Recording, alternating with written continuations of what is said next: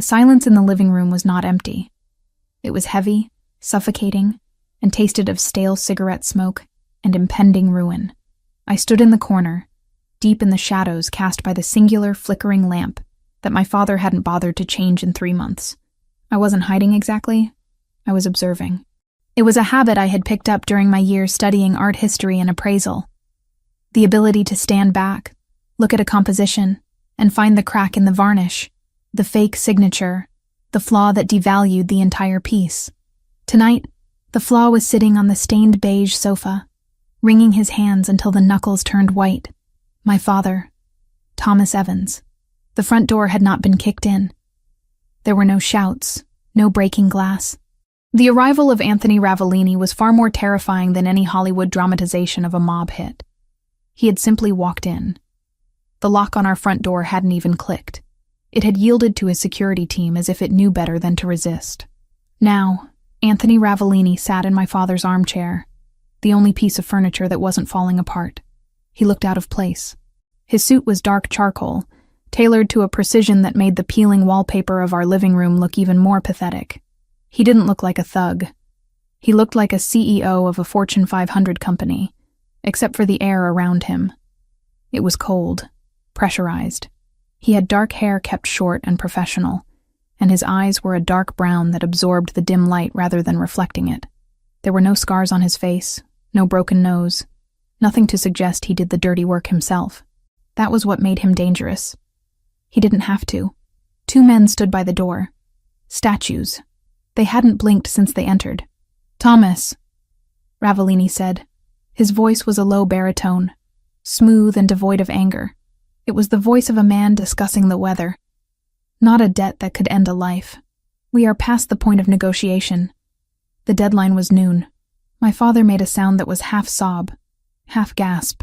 He wiped sweat from his forehead with a sleeve that was already stained. I know, Mr. Ravellini. Please. It's the horses, the track.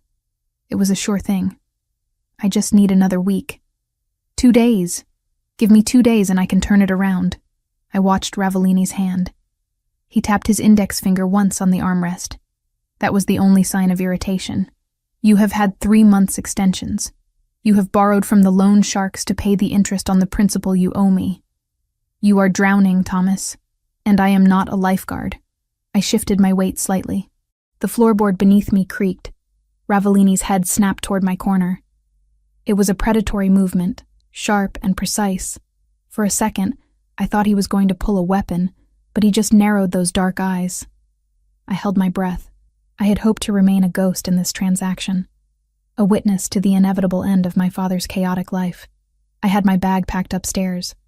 I had $200 hidden in my shoe. I was ready to leave the moment the violence started. But Ravellini saw me. He didn't look away. He scanned me from my worn sneakers to the oversized gray sweater I wore to keep warm in a house where the heating had been cut off weeks ago. He didn't look at me with lust. He looked at me the way I looked at a vase at an estate sale, checking for provenance, durability, and value. "Who is that?" Ravellini asked, not taking his eyes off me. My father turned, seeming to remember for the first time that I existed. "That? That's just Lucia, my daughter. She lives here?" Yes. She helps around. She's a good girl." My father's voice took on a frantic, desperate pitch. I saw the gears turning in his addict brain. He was looking for an angle, a lifeline, anything to stop the bullet he was sure was coming. Ravellini looked back at my father. "You owe me $400,000, Thomas. You have no assets.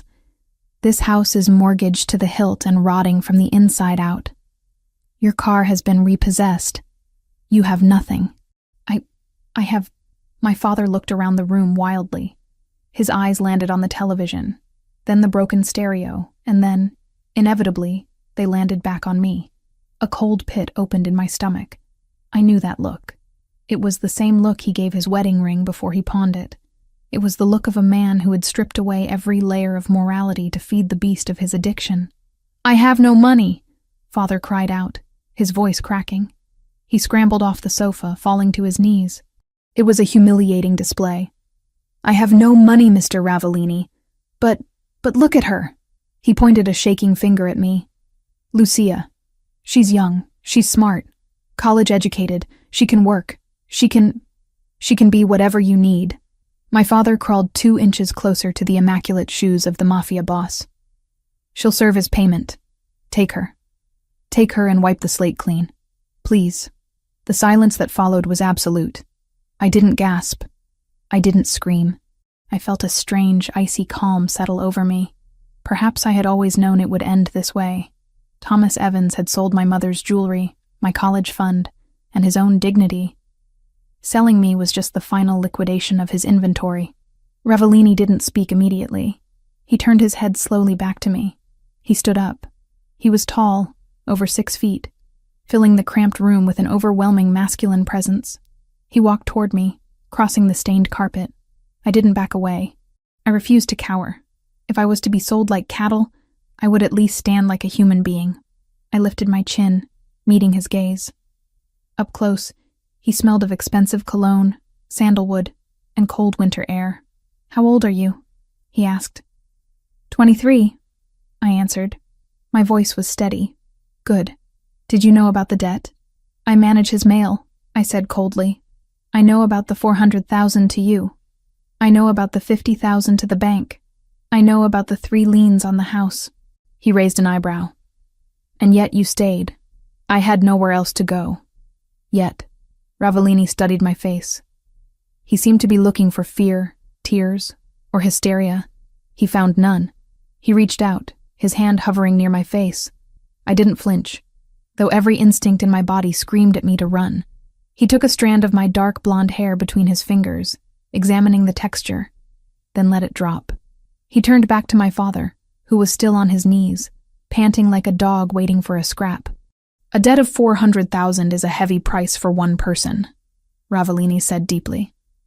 "She's worth it," Father babbled. "She cooks, she cleans, she's obedient." I almost laughed. I was none of those things. I was a survivor. Ravellini looked at me again. "Are you obedient, Lucia?" "I am pragmatic," I corrected him. "I understand leverage, and I understand contracts." A flicker of amusement passed through his dark eyes. It was gone as quickly as it came. He turned to his guards. "Bring the car around." Then he looked down at my father. "Get up, Thomas. You look pathetic." My father scrambled to his feet, a smile of relief breaking through the sweat on his face. "So, we have a deal? The debt is gone?" "The debt is transferred," Ravellini corrected. "You are free of your obligation to me. But you are also free of your daughter. If you ever try to contact her, if you ever come near her, if I see your face in my city again, the debt returns, with interest. And you will pay it in blood. Do you understand?" "Yes, yes, of course. Take her." My father didn't even look at me. He was already mentally spending the money he wasn't going to lose. Ravellini turned to me. "Pack a bag. You have 5 minutes. Essentials only." I didn't wait to be told twice. I turned on my heel and walked out of the living room, past the man who had raised me, and up the creaking stairs. I didn't run. I wouldn't give them the satisfaction of seeing me rush. My bedroom was a small box at the top of the stairs. It was cold. I grabbed my battered duffel bag from under the bed. I didn't pack clothes for a new life. I packed for survival. Jeans, thick sweaters, my comfortable boots. I went to the loose floorboard in the closet and pulled out my small stash of cash, $212. I shoved it into my pocket. Then I went to my desk. I picked up the only thing of real value I owned, my jeweler's loupe and a small leather-bound book on 19th century European art signatures. It was my passion. My career before my father's debts had forced me to drop out of the master's program to keep the lights on.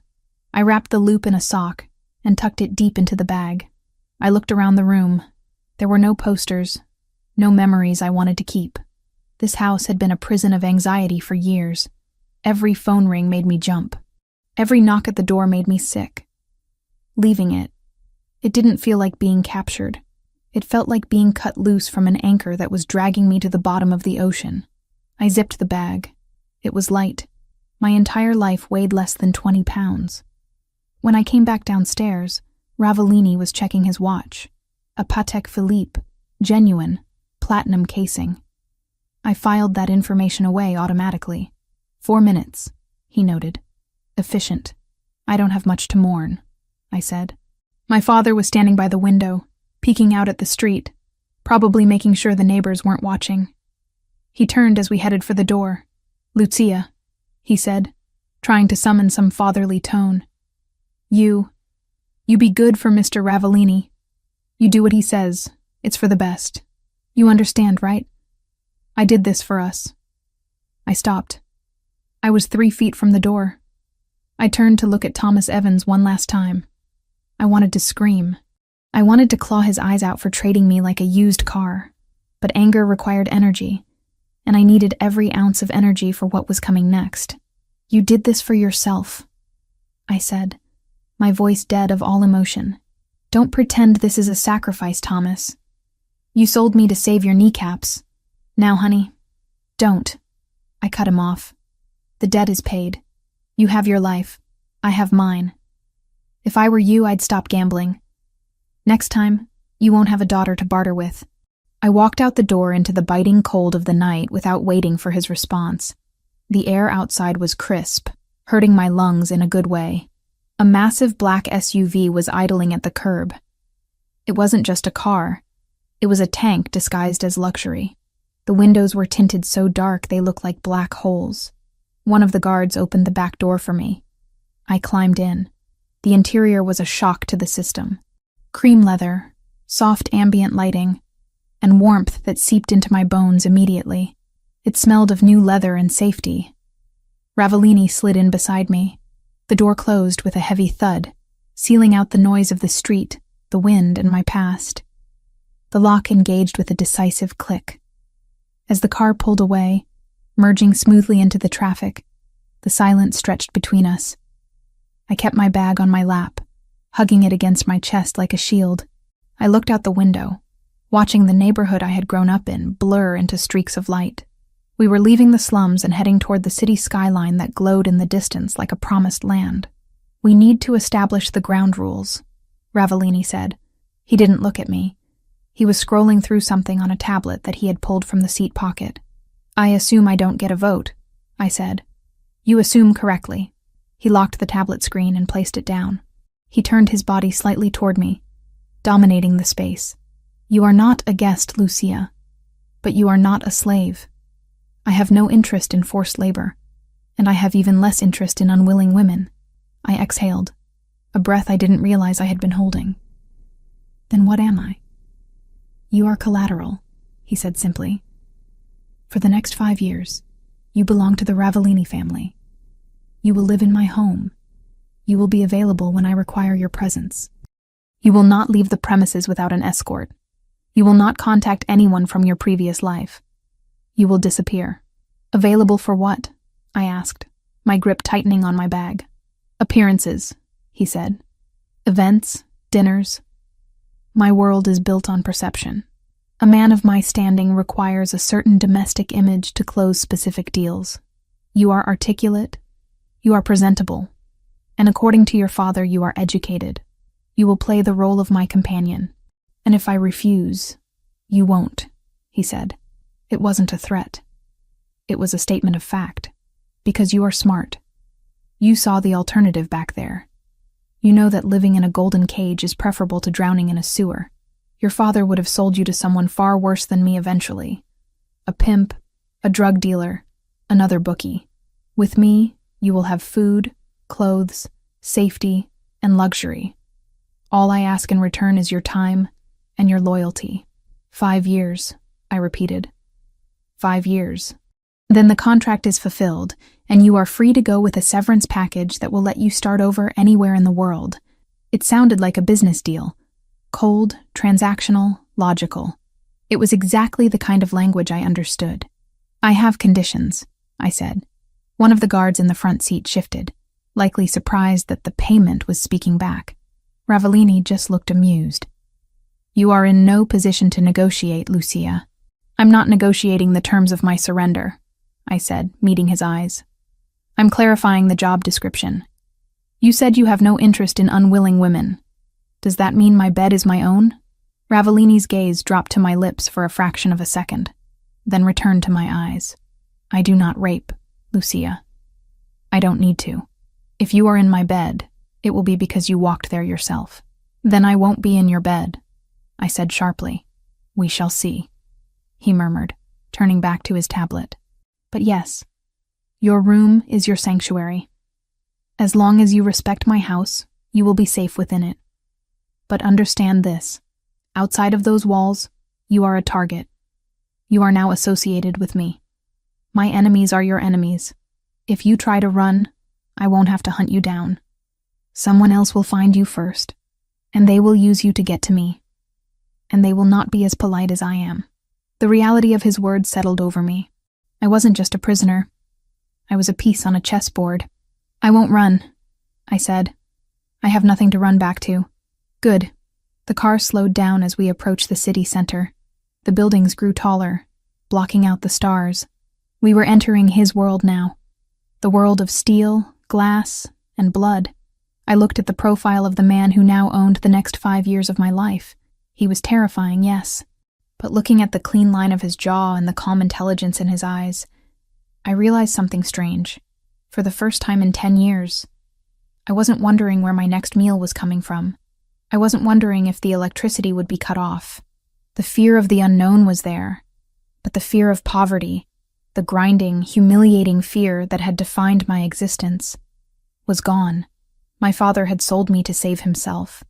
But as the skyline glittered ahead of us, I wondered if, inadvertently, he had saved me too. One more thing, Ravellini said, interrupting my thoughts. Yes? Your last name, Evans. You don't use it anymore. In my house, you are simply Lucia. We don't advertise where you came from. Fine, I said. Lucia. Just Lucia. He nodded, satisfied. The car turned into the underground entrance of a massive skyscraper. The gates opened automatically, swallowing us into the belly of the building. Welcome home, Lucia, Anthony Ravellini said. As the darkness of the garage enveloped the car, I realized the irony. I had lost my freedom, but I had gained a future. It was a dangerous, twisted future, but it was mine to navigate. I loosened my grip on the duffel bag. My hands were steady. The game had begun. The elevator ride to the penthouse took exactly 45 seconds. I counted them, watching the digital numbers climb higher and higher, leaving the grid of the street level far below. With every floor that passed, the air pressure changed slightly. A physical reminder that I was ascending into a stratosphere I had no business occupying. Anthony Ravellini stood beside me, silent and still. He didn't fidget. He didn't check his phone. He simply existed in the space, consuming the oxygen, radiating a kind of calm authority that was more terrifying than any shout. When the doors slid open with a soft chime, I stepped into a world that felt less like a home and more like a fortress of solitude carved from glass and steel. The entryway was vast, paved in dark marble that reflected the recessed lighting like a black frozen lake. Floor-to-ceiling windows lined the far wall, offering a panoramic view of the city skyline. A view that people killed for, but what struck me wasn't the opulence. It was the silence. My father's house had always been filled with noise.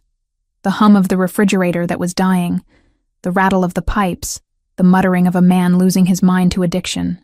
Here, the silence was heavy, expensive, and absolute. Coat, Ravellini said. It wasn't a question. I slipped off my worn denim jacket. He took it from me, not handing it to a servant, but hanging it himself in a closet that looked larger than my bathroom. The gesture was strangely domestic for a man who commanded an army of criminals. Follow me. I walked behind him, my boots making dull thuds against the marble while his dress shoes were virtually silent. We passed a living area with a sofa that looked like a modern art installation, a kitchen that gleamed with stainless steel surfaces that had clearly never seen a burnt toast, and a hallway lined with black and white photography. He stopped at a heavy oak door at the end of the corridor. He pushed it open and gestured for me to enter. "This is your room," he said. I stepped inside and felt my breath hitch. It was beautiful, yes, in a stark, masculine way. The walls were a deep charcoal, the bed was a king-sized expanse of white linen, and there was an ensuite bathroom visible through a frosted glass door. But what drew my eye wasn't the luxury. It was the lock on the door. A heavy brass deadbolt. On the inside, I turned to look at him, surprised. "You can lock it," he said, reading my mind with unnerving accuracy. "Privacy is a luxury you probably haven't had in a long time. Here, it is a standard." "You trust me behind a locked door?"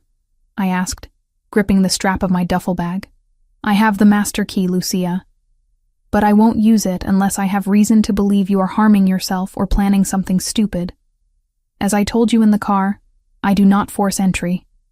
If that door is locked, I will knock." He stepped back into the hallway, creating a physical boundary between us. "The kitchen is fully stocked. Eat whatever you want. The library and the gym are open to you. My office," he pointed to a set of double doors at the opposite end of the hall, "is not locked, but I advise you to knock before entering. I handle business there that you do not want to overhear." "And if I want to leave?" I asked, testing the perimeter.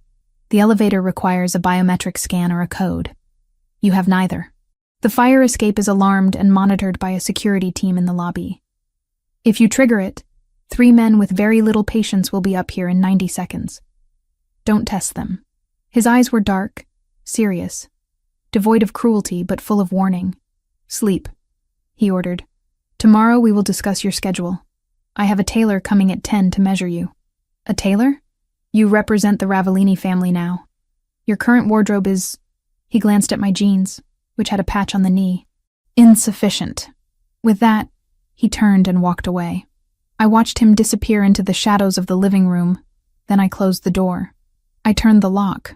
The click of the deadbolt sliding into place was the loudest sound I had heard all night. I didn't unpack immediately.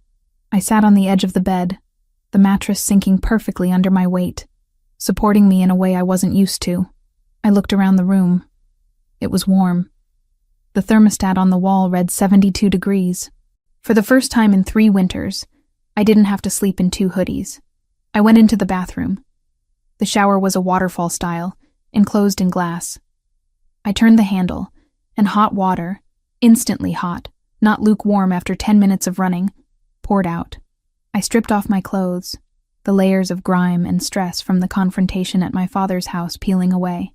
I stood under the spray for a long time, watching the steam rise. I should have been crying. I should have been terrified. I was a prisoner in a high-rise tower, owned by a mob boss. But as the hot water hit my skin, all I felt was a profound, exhaustion-fueled relief. The debt collectors weren't coming here.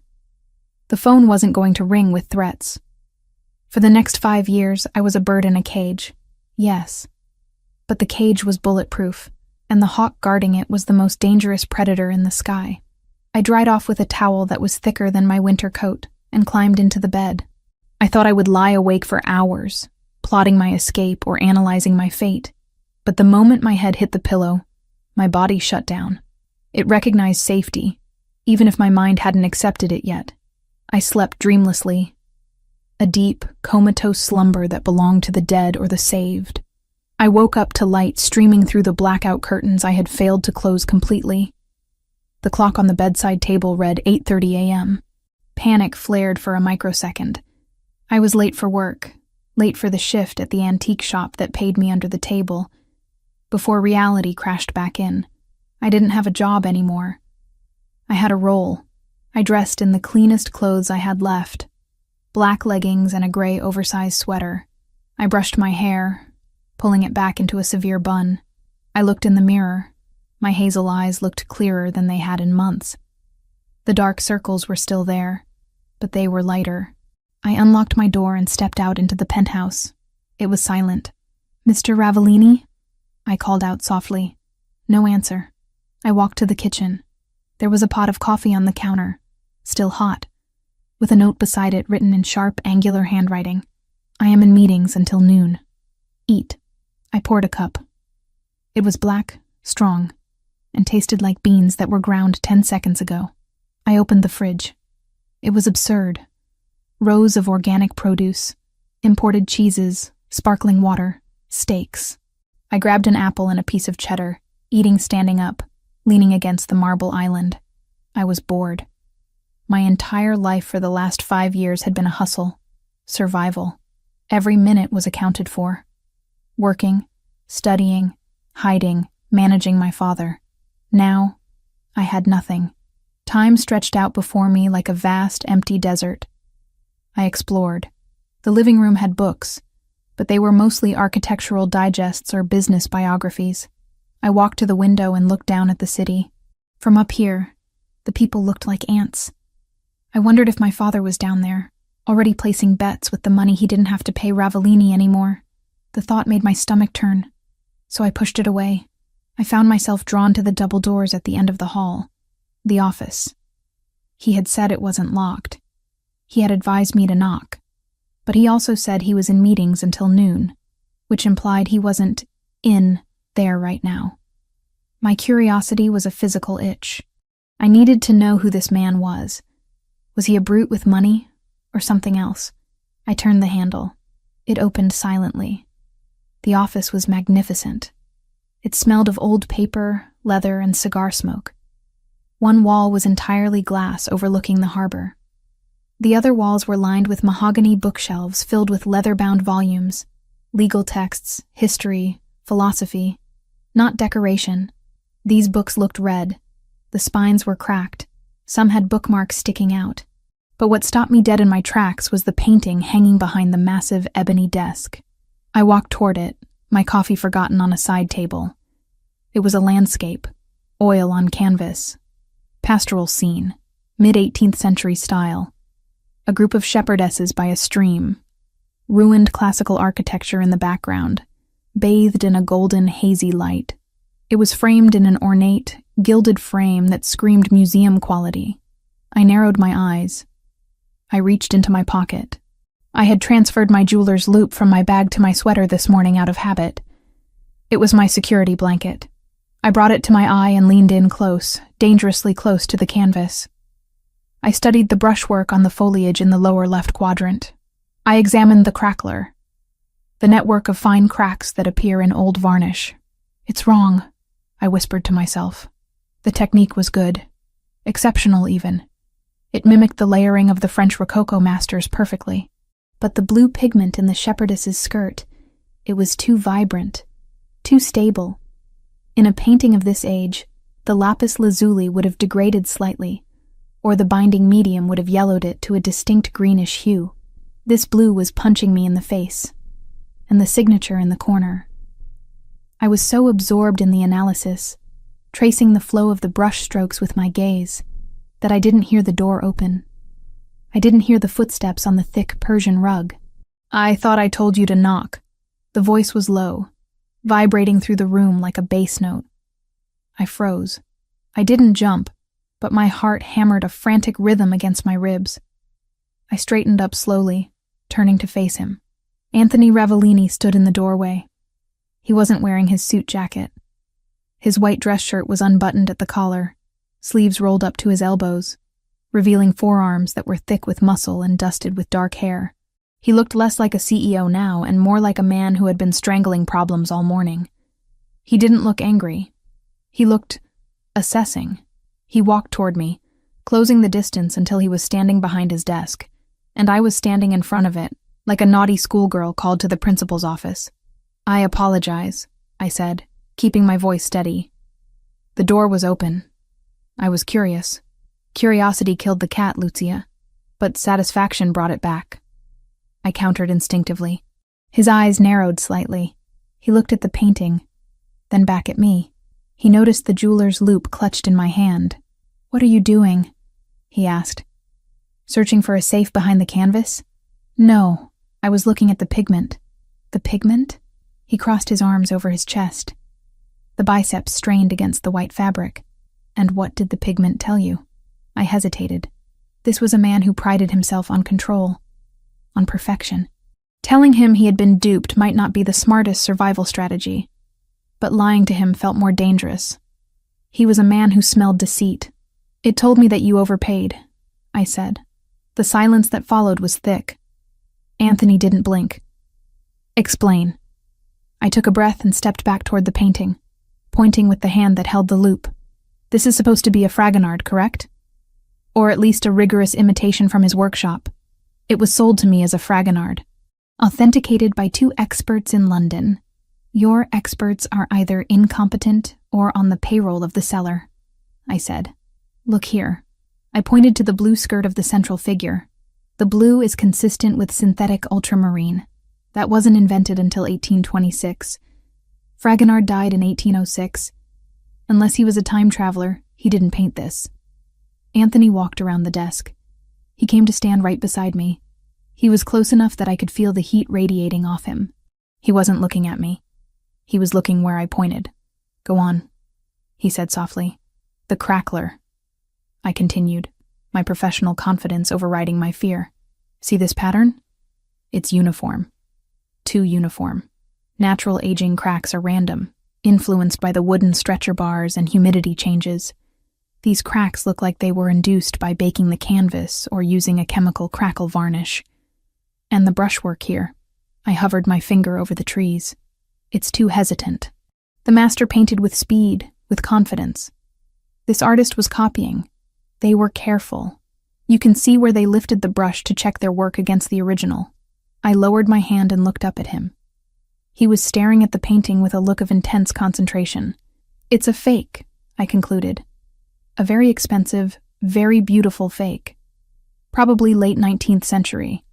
Worth maybe $10,000 as a decorative piece. Not the $2 million you likely paid for it. Anthony turned his head slowly to look at me. His dark eyes drilled into mine, stripping away my defenses. I expected anger. I expected him to yell at me for insulting his possession. Instead, a slow, dangerous smile curved his lips. It wasn't a nice smile. It was the smile of a wolf that just realized the rabbit has teeth. You studied art? He asked. Art history and appraisal, I said. I was 2 semesters away from my master's when the money ran out. And you kept the loop. Tools of the trade. You don't throw them away just because you lose the workshop. He reached out and took the loop from my hand. His fingers brushed mine. Rough skin against smooth. A jolt of electricity shot up my arm, startling in its intensity. He held the small glass up to his own eye and looked at the blue paint I had indicated. Synthetic ultramarine. He muttered. French Guillemet, 1826. He lowered the loop and handed it back to me. My experts in London are going to have a very bad day tomorrow. He walked back around his desk and sat down in the massive leather chair. He looked at me differently now. The dismissive air from the night before, the attitude of a man dealing with a piece of luggage, was gone. He was looking at me like I was a puzzle he hadn't solved yet. I thought I bought a pretty face to hang on my arm, he said, his voice thoughtful. A distraction. Collateral to keep a gambler in line. I told you, I said, putting the loop back in my pocket. I'm pragmatic, and I'm not useless. No, he agreed. You are not. He leaned back, steepling his fingers. The tailor will be here in 20 minutes. Get measured, get your wardrobe sorted. But after that, he paused, his eyes gleaming with a new idea. Come back here. Why? Because I have a warehouse full of assets that I acquired through various debt settlements. Paintings, sculptures, antiques. I use them to move capital across borders. But if I am moving fakes, I am vulnerable. He gestured to the empty chair opposite his desk. You wanted to know your role, Lucia. Sit down. I didn't move immediately. Does this mean the contract changes? The contract stands, he said firmly. You are still mine for 5 years. But how you spend those 5 years, that is negotiable. You can be a decoration, Lucia, or you can be an asset. The choice is yours. I looked at the chair. It was leather, high-backed, equal in height to his. If I sat there, I wasn't just a victim anymore. I was a collaborator. I would be helping a mob boss optimize his money laundering. It was illegal. It was dangerous. It was everything I had been raised to avoid. But looking at Anthony Ravellini, at the intelligence in his eyes, the challenge in his posture, I realized something terrifying. I didn't want to go back to my room and hide. I didn't want to be safe and bored. I wanted to sit in that chair. I walked forward and pulled the leather chair out. The sound of it scraping against the rug was the only noise in the room. I sat down, crossing my legs, and placed my hands on the mahogany desk. I charge a consultation fee, I said. Anthony threw his head back and laughed. A rich, deep sound that seemed to startle the dust motes in the air. It was the first time I had seen him look truly human. "We'll discuss your fee," he said, his eyes locking onto mine with a heat that had nothing to do with art. "Now, tell me about the varnish on that degas in the hallway." I smiled. A small, sharp thing. "It's not a degas. It's a school of Paris imitation. And a bad one." The game had changed. I wasn't just surviving anymore. I was playing.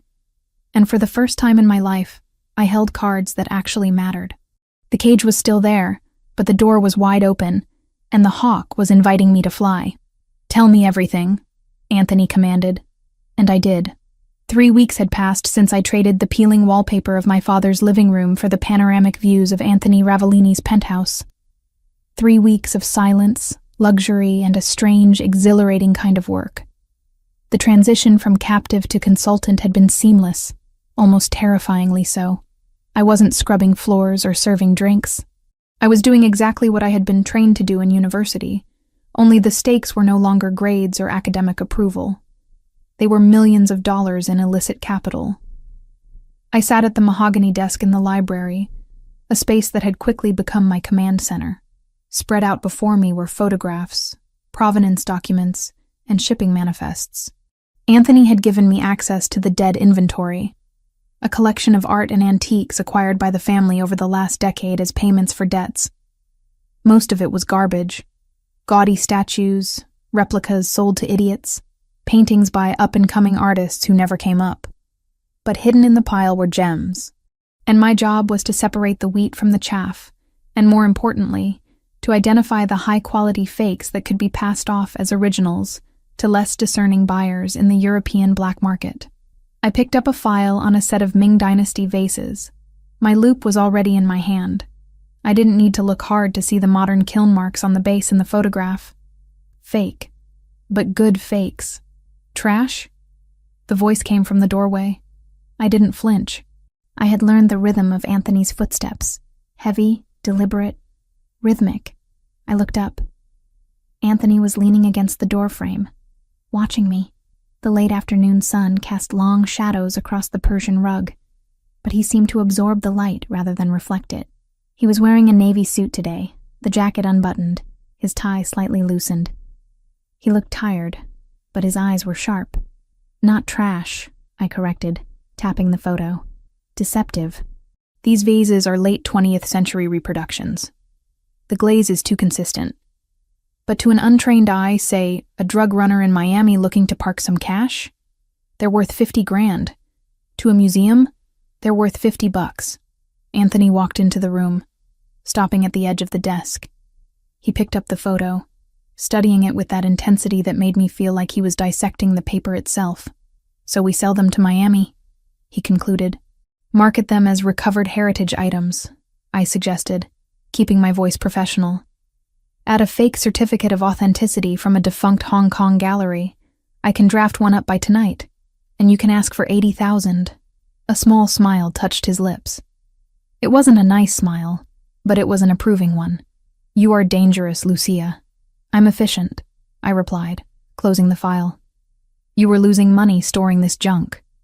Now you're liquidating it. That's just good business." "It is," he agreed. He dropped the photo back onto the desk. "Finish up here. We have a dinner tonight." I paused. In the last 3 weeks, I hadn't left the penthouse. I had been perfectly content in my gilded tower, ordering room service and diving into art fraud. The outside world was where my father was. The outside world was where the O'Sullivan family operated. I wasn't eager to return to it. "A dinner?" I asked, keeping my tone neutral. "A business meeting. High level. My capos and a few associates from the West Coast. We are finalizing a distribution route, and you need me there because you are the face of my legitimacy," Anthony said. He walked around the desk, invading my personal space. He didn't touch me, but his proximity was a physical weight. "I am not just a thug with a gun, Lucia. I am a businessman. A man who appreciates culture. You are the proof of that. You are the beautiful, educated woman on my arm who discusses art and history while I discuss percentages and territory. You soften the edge. I'm a prop, I said flatly. You are armor, he corrected. Distraction is a weapon. If they are looking at you, they aren't looking at my hands. He reached into his jacket pocket and pulled out a small velvet box. He placed it on the desk in front of me. Wear these. The dress has been delivered to your room. I stared at the box. I have clothes. You have sweaters and jeans, he said dismissively. Tonight requires something else. Be ready in an hour. And Lucia? I looked up at him. This isn't a request. He turned and left the library, leaving me alone with the silence and the velvet box. I opened it. Inside lay a pair of diamond drop earrings. They were simple, elegant, and undoubtedly real. I stared at the faceting of the stones. Flawless. D-color. Probably 3 carats each. I snapped the box shut. I wasn't going to be seduced by diamonds. I was doing a job. I was paying off a debt of time. 5 years. I just had to survive 5 years of dinners, fakes, and Anthony Ravellini. I went to my room. The dress was hanging on the wardrobe door. I stopped in my tracks. I had expected black. Safe, classic black. Or maybe red, the color of a cliché. But the silk flowing from the hanger was neither. It was a deep, rich burgundy, the color of oxidized blood, of heavy wine, of crushed velvet in an old theater. It was a sophisticated, dangerous color. I reached out and touched the fabric. It was heavy silk satin, cool to the touch. I stripped off my work clothes and stepped into it. The dress fit as if it had been sewn onto my skin. It had a high neck, deceptive in its modesty, but the back plunged low, exposing my spine. It clung to my hips and pooled slightly at the floor. I sat at the vanity and did my hair, pulling it into a sleek, low chignon. I put on the earrings. They caught the light, framing my face in cold fire. I applied lipstick, a dark berry shade that matched the dress. When I looked in the mirror, I didn't see Lucia Evans, the girl who hid from debt collectors. I saw a woman who looked like she belonged in a palace or a war room. I looked formidable. I walked out into the living room exactly an hour later. Anthony was waiting by the window, looking out at the city. He turned when he heard my heels on the marble. He stopped. His eyes swept over me, starting from my shoes and traveling slowly up to my face. He didn't leer. He didn't look at me with hungry animal lust. He looked at me with a profound, terrifying appreciation. Burgundy, he said quietly. It suits you better than black. It's a bold choice, I said, my voice steady despite the way my heart hammered against my ribs. We are not hiding tonight, he said. He walked over and offered me his arm. Shall we? I took his arm. His muscles were hard as granite beneath the fine wool of his suit. Lead the way, Mr. Ravellini. Anthony, he corrected. Tonight you call me Anthony. The restaurant was called Il Silenzio. It was one of those places that didn't have a sign out front, just a heavy wooden door and a bouncer who looked like he ate concrete for breakfast. Inside, the atmosphere was thick with cigar smoke and the scent of truffle oil. It was dimly lit, the walls lined with dark wood paneling. The other diners were men in expensive suits, talking in hushed tones. There were very few women. Anthony guided me to a private room in the back. The air in the room changed instantly. It was cooler, sharper. A large round table dominated the space. 5 men were already seated. They all stood up when Anthony entered. Don Ravellini, one of them greeted, bowing his head slightly. Gentlemen, Anthony replied. He didn't bow back. He guided me to the chair to his right and waited for me to sit before taking his own seat. The men sat down. I scanned the table. I recognized 2 of them from the files I had seen in the office. Associates from the West Coast. But the man sitting directly across from me was new. He was older, perhaps 50, with a face that looked like it had been carved out of aggressive meat. His skin was flushed, his eyes watery and bloodshot. He had a glass of whiskey in front of him that was already half empty. Who's the bird, Anthony? The man asked, his voice grating and loud. I thought this was a business dinner, not a date night. Anthony poured himself a glass of water. He didn't look at the man. This is Lucia. She is my consultant. Consultant? The man laughed, a wet, ugly sound. Is that what we're calling them now? In my day, we just called them whores. The silence that fell over the table was instant and absolute. The other men looked down at their plates or adjusted their cufflinks. Insulting the boss's companion was suicide. Anthony stopped pouring. The pitcher hovered in the air for a second before he set it down with a deliberate clink. "Lucia manages my private acquisitions," Anthony said, his voice dropping an octave. "She has more education in her little finger than you have in your entire bloodline, Verciani. I suggest you show respect." So this was Verciani, a capo from the Jersey faction, notorious for his temper and his inability to handle alcohol. Verciani sneered, leaning back in his chair. He looked me up and down, his eyes lingering on my chest. Education. Right. Does she know how to count, or just how to spend? I felt a flash of anger, hot and sharp. But I didn't let it show. I picked up my napkin and unfolded it calmly. "I know how to count, Mr. Verciani," I said, my voice cutting through the tension like a razor blade. "For example, I count 3 empty glasses in front of you, which explains why you're slurring your words before the appetizers have even arrived." Verciani's face turned a darker shade of red. The man next to him choked on a laugh. Anthony didn't look at me, but I saw his hand tighten slightly on the stem of his water glass. "She speaks," Verciani mocked. "Listen, sweetheart, the men are talking. Why don't you sit there and look pretty? Anthony, order a bottle of the good stuff. I want to celebrate the deal." He snapped his fingers at a waiter who had materialized in the corner. "Boy, bring us the 82 Latour. The boss is paying." The waiter looked at Anthony for confirmation. Anthony gave a barely perceptible nod. When the bottle arrived, Verciani made a show of inspecting it. "Ah, Chateau Latour, 1982, the king of wines. You see this?" He pointed the bottle at me. "This bottle costs more than your daddy made in a year." He didn't know how right he was. My father never made anything.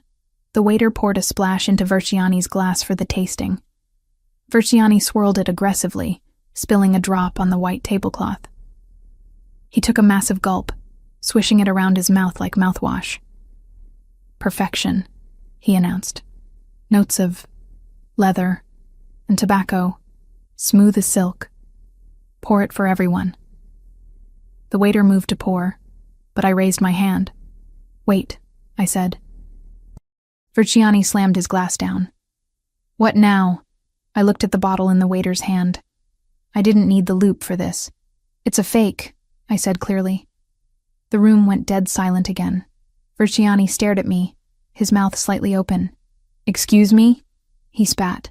"The bottle," I said, gesturing to the label. "It's a counterfeit. A refilled bottle, to be precise." "You don't know what the hell you're talking about," Verciani growled. "This is from the restaurant's private reserve." "Then the restaurant is being cheated, or they are cheating you," I said, leaning forward slightly, locking eyes with him. "Look at the capsule, Mr. Verciani. The Chateau Latour 1982 capsules were made of a specific lead alloy that oxidizes to a dull gray over 40 years. That capsule is shiny aluminum. And the label? The font on the vintage year is slightly too bold. It's a high-quality photocopy glued onto an old bottle." I turned to the waiter, who was looking pale. "And if you open it, the cork will likely be branded with a different year, or it will look surprisingly new for a 40-year-old wine.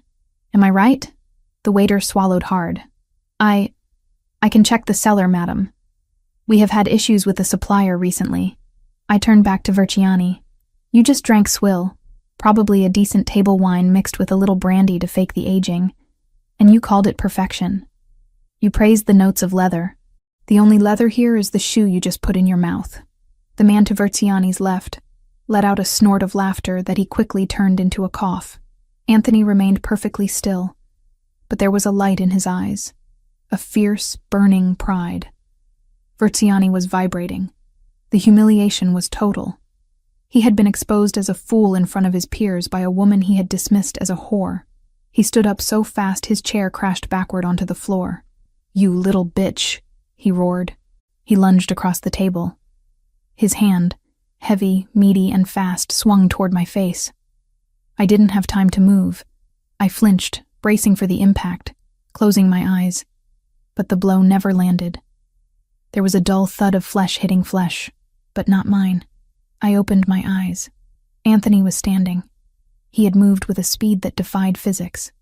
His left hand was wrapped around Verciani's wrist, stopping at inches from my cheek. His grip was so tight that Verciani's fingers were turning purple. The air in the room seemed to drop 20 degrees. Anthony didn't shout. He didn't roar. He leaned in, his face inches from Verciani's sweating forehead. His voice was a whisper, but it carried more violence than a gunshot. "She is not a consultant," Anthony said, his eyes black voids of rage. "She is my partner. You insult her. You insult me. You try to touch her." He twisted Verciani's wrist. There was a sickening pop of cartilage. Verciani let out a strangled yelp, dropping to his knees. "And you lose the hand," Anthony finished. He shoved Verciani back. The capo collapsed onto the floor, clutching his wrist, wheezing. "Get him out of here," Anthony ordered the guards. "And tell the kitchen to bring me a real bottle. I won't pay for garbage." The guards dragged Verciani out. The other men at the table sat in stunned silence. They weren't looking at Anthony with fear anymore. They were looking at me with fear. Because I was the woman who had just caused a capo to be broken, and I hadn't even raised my voice. Anthony sat back down. He adjusted his cuffs. He turned to me. "Are you all right?" he asked. I looked at his hands. The hands that had just crushed a man's wrist to protect me. My heart was racing. But not from terror. It was racing from adrenaline. "I'm fine," I said. My voice was surprisingly steady. "But he really does have terrible taste in wine." Anthony looked at me for a long moment. Then he started to laugh. It was a low, dark sound. "Yes," he said. "He does." The rest of the dinner passed in a blur. The men treated me like royalty. They asked my opinion on the food, the decor, the business. I played the part. I was charming, I was intelligent, I was deadly. But all I could think about was the heat of Anthony's body next to mine, and the way he had moved to shield me. The ride home was quiet. The city lights streaked past the tinted windows of the SUV. The partition was up, separating us from the driver. I sat in the corner of the seat, watching the rain start to streak against the glass. The adrenaline was fading, leaving behind a shaky exhaustion. I felt a hand on mine. I looked down. Anthony's hand was covering mine on the leather seat. His skin was warm. "You're shaking," he said. "Just a little," I admitted. I've never been the cause of violence before." "You weren't the cause," he said firmly. "His ego was the cause. You were just the mirror that showed him how ugly he is." He squeezed my hand. "You did well tonight, Lucia. Better than well. You commanded that room. I just pointed out a fake label. No. You stood your ground. Most people crumble when a man like Verciani barks. You bit back." He turned his body toward me. The streetlights flickered across his face, illuminating the sharp angles of his cheekbones and the depth of his eyes. "I told you I protect what I value," he said softly. "And am I valuable?" I asked, the question slipping out before I could stop it. "Or am I just a useful asset for spotting fake wine?" Anthony released my hand and reached up. He brushed his knuckles against my cheek, right where Verciani would have struck me. The touch was feather-light, a shocking contrast to the violence he had displayed an hour ago. "You are not just an asset, Lucia," he whispered. His thumb traced my lower lip. My breath hitched. The air in the car suddenly felt too thin. "An asset is replaceable. You are proving to be distinct." I stared at him. For the first time, I saw the man behind the Mafia boss title. I saw a man who was lonely at the top of his mountain. A man who was tired of being surrounded by sycophants and brutes. I saw a man who recognized a fellow survivor. I leaned into his touch, just a fraction of an inch. It was an involuntary movement, a magnetic pull. "Distinct is good," I whispered. "Distinct is dangerous," he murmured, his eyes dropping to my lips. For a second, I thought he was going to kiss me. The tension was a pulled rubber band, ready to snap. I wanted him to. God help me. I wanted the man who owned me to claim me. Not because of a contract, but because of this fire between us. But he pulled back. He withdrew his hand and straightened his tie, the mask of the dawn sliding back into place. "We're home," he said, as the car turned into the garage.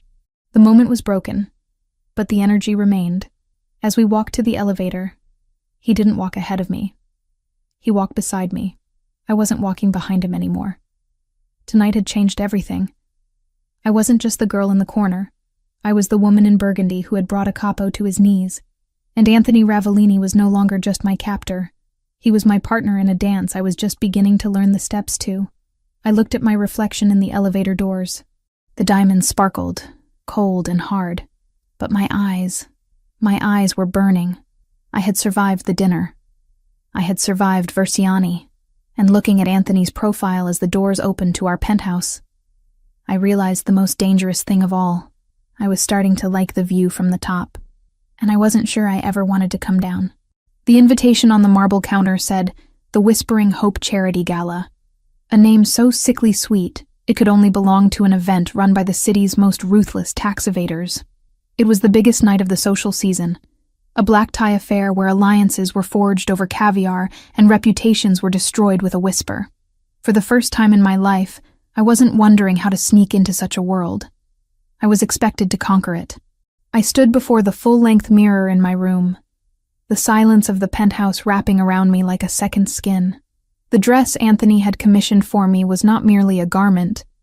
It was a statement of war disguised as couture. It wasn't the deep burgundy of the private dinner, nor was it the safe black of a shadow.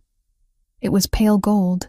The silk was liquid, cascading down my body in a way that mimicked movement, even when I was perfectly still.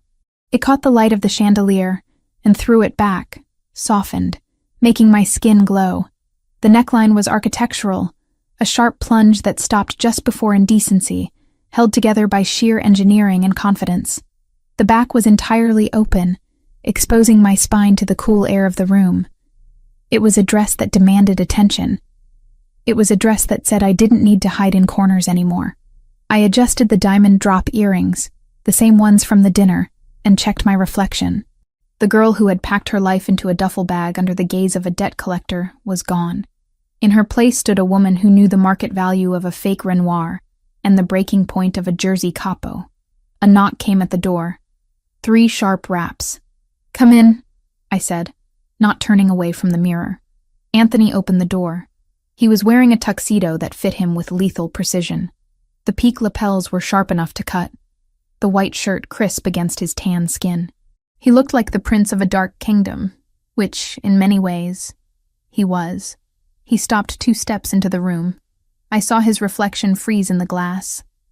His dark eyes traveled up the line of the gold silk, tracing the curve of my waist, the slope of my exposed back, and finally meeting my eyes in the mirror. "Gold," he stated, his voice low. "You said we weren't hiding," I replied, turning slowly to face him. This seemed appropriate. He walked toward me, entering my personal space with the gravitational pull of a planet. He didn't touch me immediately.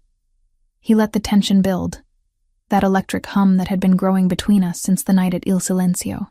"Appropriate is an understatement," he murmured. "You look like a trophy, Lucia. The kind men kill each other to possess." "I thought I was a partner," I challenged softly. "Tonight, you are both."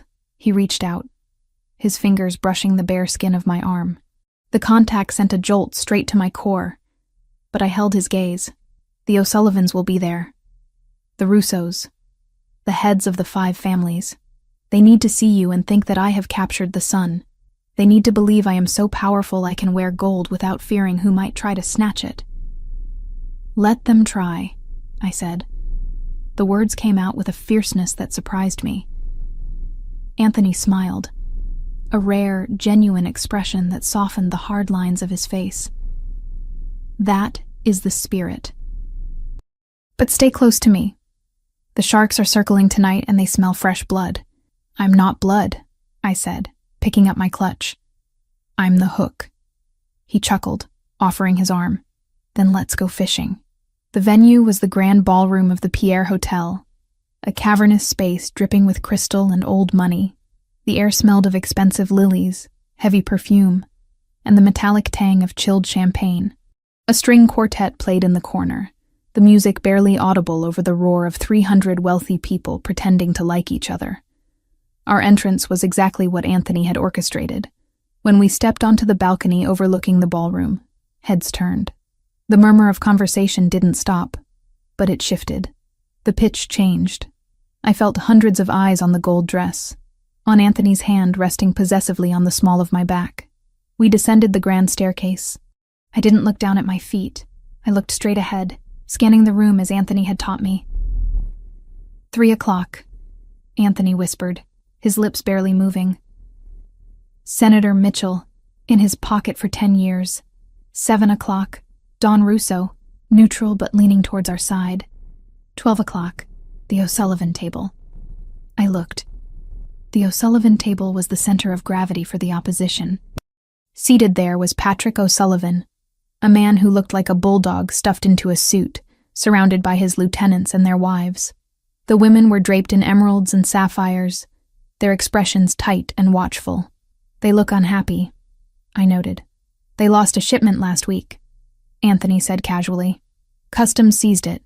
They think I tipped off the feds. Did you? I don't talk to the feds, Lucia, but I don't correct my enemies when they make mistakes either. We reached the floor and were immediately swarmed. For the next hour, I was the perfect diplomat. I laughed at jokes that weren't funny. I discussed the decline of neoclassical architecture with a banker who was clearly laundering money for the cartels. I charmed the wife of a judge by complimenting her hideous brooch. Through it all, Anthony was a constant presence at my side. He didn't hover, but he was always there, a hand on my elbow, a body blocking a crowded path. We moved as a unit. When I spoke, he listened with visible respect, signaling to the room that dismissing me would be a fatal error. I was enjoying myself. The power was intoxicating. I was navigating a minefield in stilettos, and I hadn't triggered a single explosion. I need a moment, Anthony whispered in my ear after extricating us from a conversation with a particularly dull city councilman. I have to speak with Russo privately. 5 minutes. Stay in the main circle. Don't wander. I'll be fine, I assured him. I'll get a water. He hesitated, scanning the room once more, then nodded. 5 minutes. He disappeared into the crowd toward the smoking terrace. I walked to the bar, my head high. I ordered a sparkling water with lime. The bartender served me with trembling hands. I turned to survey the room, taking a sip. That dress is a bold choice for a mistress. The voice was sweet, laced with arsenic. I turned. Standing next to me was a woman I had seen at the O'Sullivan table. She was older, perhaps 45, wearing a dark green velvet gown that looked heavy and suffocating. Her neck was choked with diamonds that looked like ice. I prefer consultant, I replied smoothly. And the dress is vintage. You wouldn't recognize the designer. He doesn't sell to department stores. The woman's smile didn't waver. Sharp tongue. Anthony always did like them feisty. I'm Eleanor O'Sullivan, Patrick's wife. Lucia, I said, omitting the surname as per my instructions. Just Lucia? Eleanor stepped closer. She smelled of gin and desperate preservation. We know who you are, dear. We know exactly who you are. My grip on the crystal glass tightened. Then you have the advantage, Mrs. O'Sullivan. Because to me, you're just another wife waiting for her husband to tell her what to think. Eleanor's eyes flashed with cold malice. You think you're safe because he put you in silk? You think you're special? You're just payment, a receipt walking around in heels. If you'll excuse me, I said, moving to step around her. Your father sends his regards, she whispered. I froze. The ambient noise of the party seemed to drop away, leaving only the sound of my own heartbeat thundering in my ears. I turned back to her slowly. What did you say? Thomas, she purred, seeing she had drawn blood. He's a charming man. Terribly unlucky, though. He just can't seem to stay away from the tables. Atlantic City, mostly. But last week, well, he found a private game in Queens. Our game. My stomach turned to ice. My father's debts are his own. Not anymore, Eleanor said. She looked around to ensure no one was listening, then stepped into my personal space. He owes us, Lucia. 100,000. A pittance compared to what he owed Anthony, sure. But Thomas doesn't have a daughter left to sell, does he? He already spent that currency. I don't care, I said, though my voice trembled slightly. Kill him. Break his legs. It has nothing to do with me. Doesn't it? Eleanor reached into her clutch. She didn't pull out a weapon. She pulled out a small folded cocktail napkin. She pressed it into my hand. He didn't have money, dear, but he had information. He told us he talks to you. He told us he knows the route Anthony uses for the midnight transfers. He's lying, I hissed. I don't talk to him. I don't know the routes. But Anthony thinks you're loyal. She smiled, a horrific, triumphant expression. Thomas is selling us the schedule, Lucia. He claims he got it from you. He says you're playing the long con, that you're feeding him intel to buy his freedom. My world tilted. It was a lie. A vicious, destructive lie. But in this world, perception was reality. If the O'Sullivans spread the rumor that I was the leak, that I was feeding my father information, Anthony would have to kill me. He couldn't afford the weakness. Why are you telling me this? I asked, my voice barely a whisper. Because we don't want the schedule, she said, leaning in close, her breath hot on my ear. We want Anthony. You're going to confirm the route. You're going to tell us exactly when the shipment leaves the warehouse tonight. If you do, we forgive your father's debt. If you don't, well, we tell Anthony that his precious little consultant is a double agent working for her daddy, and we'll provide the proof Thomas manufactured. She patted my cheek. It took everything in me not to slap her hand away. Think about it. The ladies' room is down the hall. Meet me there in 10 minutes with the time and location. Or watch your golden life burn. She walked away, blending back into the crowd like a venomous snake sliding into the grass. I stood there, the cocktail napkin burning my palm. I unfolded it. It was a list of dates. Anthony's dates. My father hadn't just gambled money. He had gambled my life. He was framing me to save his own skin, using the O'Sullivans as the executioner. I looked across the room. Anthony was walking back from the terrace. He looked powerful, untouchable. If I told him, would he believe me? Or would the seed of doubt be enough to destroy us? The O'Sullivans were banking on my fear. They were banking on me trying to fix this alone, trying to hide the mess. I looked at the napkin again. Then I looked at Anthony. I didn't hesitate. I dropped the glass of water on the table with a clatter and walked straight toward him. I didn't care about the senator he was about to greet. I didn't care about the protocol.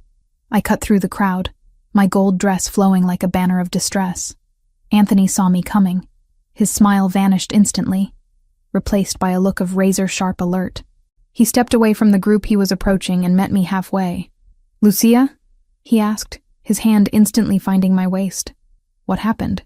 "We need to leave," I said. My voice wasn't loud, but it was steel. Now. He didn't ask why. He didn't look around to see if anyone was watching. He didn't worry about the social fallout. He saw the look in my eyes, the terror I was trying to suppress, and he acted. "Guard," he said to the air, and instantly 2 of his men materialized from the shadows. "Car, out front, 10 seconds. He guided me toward the exit, his body shielding mine from the room. We moved fast. The valet was already opening the door of the SUV before we even hit the sidewalk. We dove into the back seat. The door slammed shut, sealing us in the safety of the dark leather. "Go," Anthony ordered the driver. "Penthouse, counter-surveillance route." The car surged forward. Anthony turned to me. He didn't touch me yet. He waited. "Tell me." I opened my hand and dropped the crumpled napkin onto his knee. "The O'Sullivans," I said, the words tumbling out. "Eleanor." She cornered me. "My father." I choked on the word, a bitter bile in my throat. "My father owes them. He's back gambling. And to pay them, he's selling them lies." Anthony picked up the napkin. He scanned the dates in the dim light of the passing street lamps. His face was a mask of stone. "He told them I'm the leak," I continued, forcing myself to be clear. "He told them I'm feeding him information on your shipments. Eleanor said if I don't give them the real route for tonight, they'll come to you with proof that I'm a traitor." I looked at him, searching for doubt, searching for the moment he would decide I was a liability. "I didn't tell him anything, Anthony. I haven't spoken to him since the night you took me. You have to believe me." Anthony looked at the napkin. Then he slowly crushed it in his fist. The sound of the paper crumpling was loud in the quiet car. "She gave you 10 minutes," Anthony said. It wasn't a question. She wanted me to meet her in the bathroom, to confirm the route. And instead, you came to me. Yes, you realize that by telling me this, you are effectively signing your father's death warrant, Anthony asked. His voice was devoid of emotion, purely analytical. If he is selling lies about my operation to my enemies, if he is threatening my household to cover his debts, I cannot let him live, Lucia. You know this. I looked out the window. I saw the city passing by, the city where I had lived in fear for so long because of Thomas Evans. I thought of the man who had sold me for a clear ledger. I thought of the man sitting next to me, who had given me a home, a purpose, and who had broken a man's wrist for insulting me. The choice wasn't hard. It was painful, like cutting off a gangrenous limb, but it was necessary. I turned back to Anthony. He stopped being my father the moment he pointed at me in that living room and put a price on my head. I said steadily, "I am not an Evans anymore. You told me that. I am yours." Anthony stared at me. For a long, agonizing minute, he didn't move. He was reading me, looking for the lie, looking for the hesitation. Then, he reached out. He took my hand, the one that had held the napkin, and brought it to his lips. He pressed a kiss to my knuckles, slow and deliberate. It wasn't just a gesture of affection. It was a seal, a knight swearing fealty to his queen. "He tried to use you as a weapon against me," Anthony whispered against my skin. "He thought you were weak. He thought you would panic and hide. He doesn't know me," I whispered back. "No," Anthony agreed. He lowered my hand but didn't let go. His fingers interlaced with mine, locking us together. "But I do." He tapped the partition glass. The driver lowered it an inch. "Change of plans," Anthony said. "Cancel the shipment tonight. Initiate protocol silence on the warehouses, and find Thomas Evans. I don't care where he is. Turn over every rock in Queens." "Yes, boss." The window went up. Anthony looked back at me. The fury was there now, burning deep in his eyes. But it wasn't directed at me. It was a cold, protective rage that made the air in the car vibrate. "You chose me," he said, sounding almost awed by the fact. "I chose the person who protects me," I said. "I chose the person who sees me." He pulled me across the seat, hauling me into his lap. The gold dress spilled over his dark trousers like molten metal. He buried his face in the crook of my neck, inhaling deeply. "You are not just payment, Lucia," he growled against my pulse. "You are the most dangerous thing I have ever owned, and I will burn the city to the ground before I let them touch you." I wrapped my arms around his shoulders, holding on tight. The car sped through the night, carrying us away from the gala, away from the lies, and towards a war that was now inevitable. "What do we do now?" I asked. Anthony pulled back to look at me. His eyes were hard, but his hand on my waist was gentle. "Now," he said, "we stop playing defense. If the O'Sullivans want a war, we give them a massacre. And your father is going to learn that some debts can't be paid with money." I didn't flinch. I didn't beg for mercy. I nodded. "Okay," I said, and in that word, I sealed my fate. I wasn't an observer anymore. I was an accomplice, and as Anthony's lips crashed onto mine, searing and possessive, I realized I wouldn't have it any other way. The girl in the corner was dead. The woman in the gold dress was ready to reign. The transition from the golden warmth of the gala to the cold, militaristic precision of the penthouse was jarring. The silence that filled the apartment wasn't the peaceful quiet of luxury anymore. It was the holding breath of a battlefield before the first shot is fired. Anthony moved with a terrifying efficiency. He had stripped off his tuxedo jacket and the silk tie, replacing them with a tactical vest that he strapped over his white dress shirt. He didn't look like a businessman now. He didn't even look like a mob boss. He looked like a soldier preparing for a siege.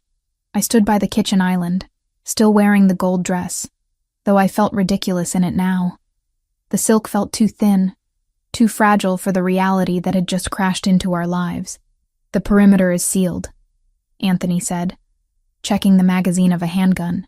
before sliding it into a holster at his hip. "I have 6 men in the lobby, 2 in the elevator shaft, and 3 on the roof. The blast shutters are down on the windows. You are safer here than in the president's bunker. And you?" I asked, my voice steady despite the tremor in my hands. "Where are you going?" "To end it," he replied. He walked over to me, stopping just inches away. The smell of expensive cologne was gone, replaced by the scent of gun oil and cold resolve. He reached out, cupping my face in his hands. His thumbs traced my cheekbones, his eyes searching mine with an intensity that made my knees weak. "I am going to find your father. I am going to find the O'Sullivans. And I am going to make sure they never threaten this house again." "Don't go alone," I whispered. "I'm not alone. I have my best men, but I need to lead this, Lucia. They insulted me. They threatened you. This is personal." He leaned his forehead against mine. "Stay here. Do not open the door for anyone but me. If the secure line rings, answer it. It will be the code word Vesuvius. That means extraction. Do you understand?" "Vesuvius," I repeated. "I understand." He kissed me then. It wasn't gentle. It was hard, possessive, a promise of return. Then he pulled away, turned, and walked out the door without looking back. The heavy lock clicked into place, sealing me inside the golden cage. I stood there for a long time, listening to the silence. I should have gone to my room. I should have taken a bath, washed off the night, and waited like a good little asset. But my mind was racing. The image of Eleanor O'Sullivan's smile, the venom in her voice when she spoke of my father, the absolute certainty that Thomas Evans was selling me out, it all churned in my stomach like acid. I couldn't just sit. I went to my room and stripped off the gold dress, letting it pool on the floor like shed skin. I pulled on black jeans, heavy boots, and a dark cashmere sweater. I needed to feel armored. Then, I went to the bottom drawer of my nightstand. Taped to the underside was a burner phone. An old, cracked smartphone that had belonged to my father years ago. I had kept it not out of sentiment, but out of paranoia. When I moved in, I had swapped the SIM card for a prepaid one I'd bought with cash from the antique shop job. Anthony knew everything about me, but he didn't know about this phone. Everyone needs a secret, I had told myself. I turned it on. The screen flickered to life, the battery bar hovering at 15%. It vibrated immediately. My heart slammed against my ribs. No one had this number. No one except the emergency contact list I had set up for my father years ago in case he ended up in a hospital or a ditch. I opened the message. Sender, Dad. Time, 11:42. Lucia. I know you hate me. I know what Eleanor told you. She's lying. I'm not selling you out. I'm trying to save you. They know Anthony is coming. It's an ambush. The driver, Marco, is on their payroll. They are taking him to the shipping yards, not Queens. Pier 4, they have a sniper team waiting. Please, I messed up, but I won't let you die. Tell him. I stared at the screen, my breath catching in my throat. A trap. My mind raced, analyzing the data like I analyzed a fraudulent painting. Was it true? My father was a liar. Yes. A manipulator, absolutely. But he was also a coward. If Anthony died, the Ravellini empire would crumble, and the O'Sullivans would have no reason to keep Thomas alive. His safety depended on the balance of power. If the O'Sullivans took over, they would just kill him to tie up loose ends. His only chance of survival was chaos, or Anthony winning. The logic held. The driver? Marco. I had seen him talking to one of the O'Sullivan guards at the gala. Just a nod. I hadn't thought anything of it at the time, but now? I dialed Anthony's number on the secure house line. Beep, beep, beep. The number you have reached is not in service. Protocol silence. He had cut communications to prevent tracking. He was walking into a kill box, and he was deaf to the warning. I paced the living room floor. Panic clawed at my throat, but I forced it down. I was Lucia Evans. I was the woman who spotted a fake Chagall from across the room. I didn't panic. I solved problems. If I stayed here, Anthony would go to the shipping yards. Marco would drive him right into the crosshairs. Anthony would die. And then the O'Sullivans would come here, override the security with Marco's help, and drag me out. If I left, I stopped pacing. I looked at the message again. Pier 4. I knew Pier 4. It was an old Ravellini drop point that had been abandoned years ago. It was isolated. If I could get there, if I could get close enough to signal him, or create a distraction, but I couldn't just walk out. The guards in the lobby would stop me, unless I gave them a reason not to. I ran to the office. I grabbed a piece of heavy stationery from Anthony's desk. I wrote quickly, my handwriting sharp and angular. Protocol override. Thomas contacted me. He claims ambush at Pier 4. I have the encryption keys for the O'Sullivan accounts. The bluff. I am going to the secondary extraction point to trade for the intel. Do not follow me. Secure the perimeter. I will contact via Vesuvius channel. It was a lie, partially. But it sounded authoritative. It sounded like something the partner of Anthony Ravellini would do. I left the note on the kitchen island, right next to his espresso machine where the head of security would check during his rounds in 20 minutes. Then, I went to the service elevator. I knew the code. I had watched Anthony punch it in 3 weeks ago. 1982. The year of the fake wine. He had a sense of humor. I punched it in. The doors slid open. I took a deep breath. I was leaving the safety of the fortress. I was walking back into the dark, but as the elevator descended, I didn't feel like a victim. I felt like a player moving a piece on the board. Getting out of the building was easier than it should have been, which should have been my first warning. I used the service exit that led into the alleyway, bypassing the main lobby guards. The night air was freezing, biting through my sweater. I didn't take one of Anthony's cars. They were all tracked. I walked 3 blocks, keeping to the shadows, my boots silent on the wet pavement. I found a taxi stand near the metro station. Queens, I told the driver, near the shipyards, and step on it. The ride was a blur of neon lights and rain-streaked windows. I gripped the burner phone so hard my knuckles turned white. Every minute felt like an hour. I kept checking the time. 12:15 a.m. Anthony would be arriving soon.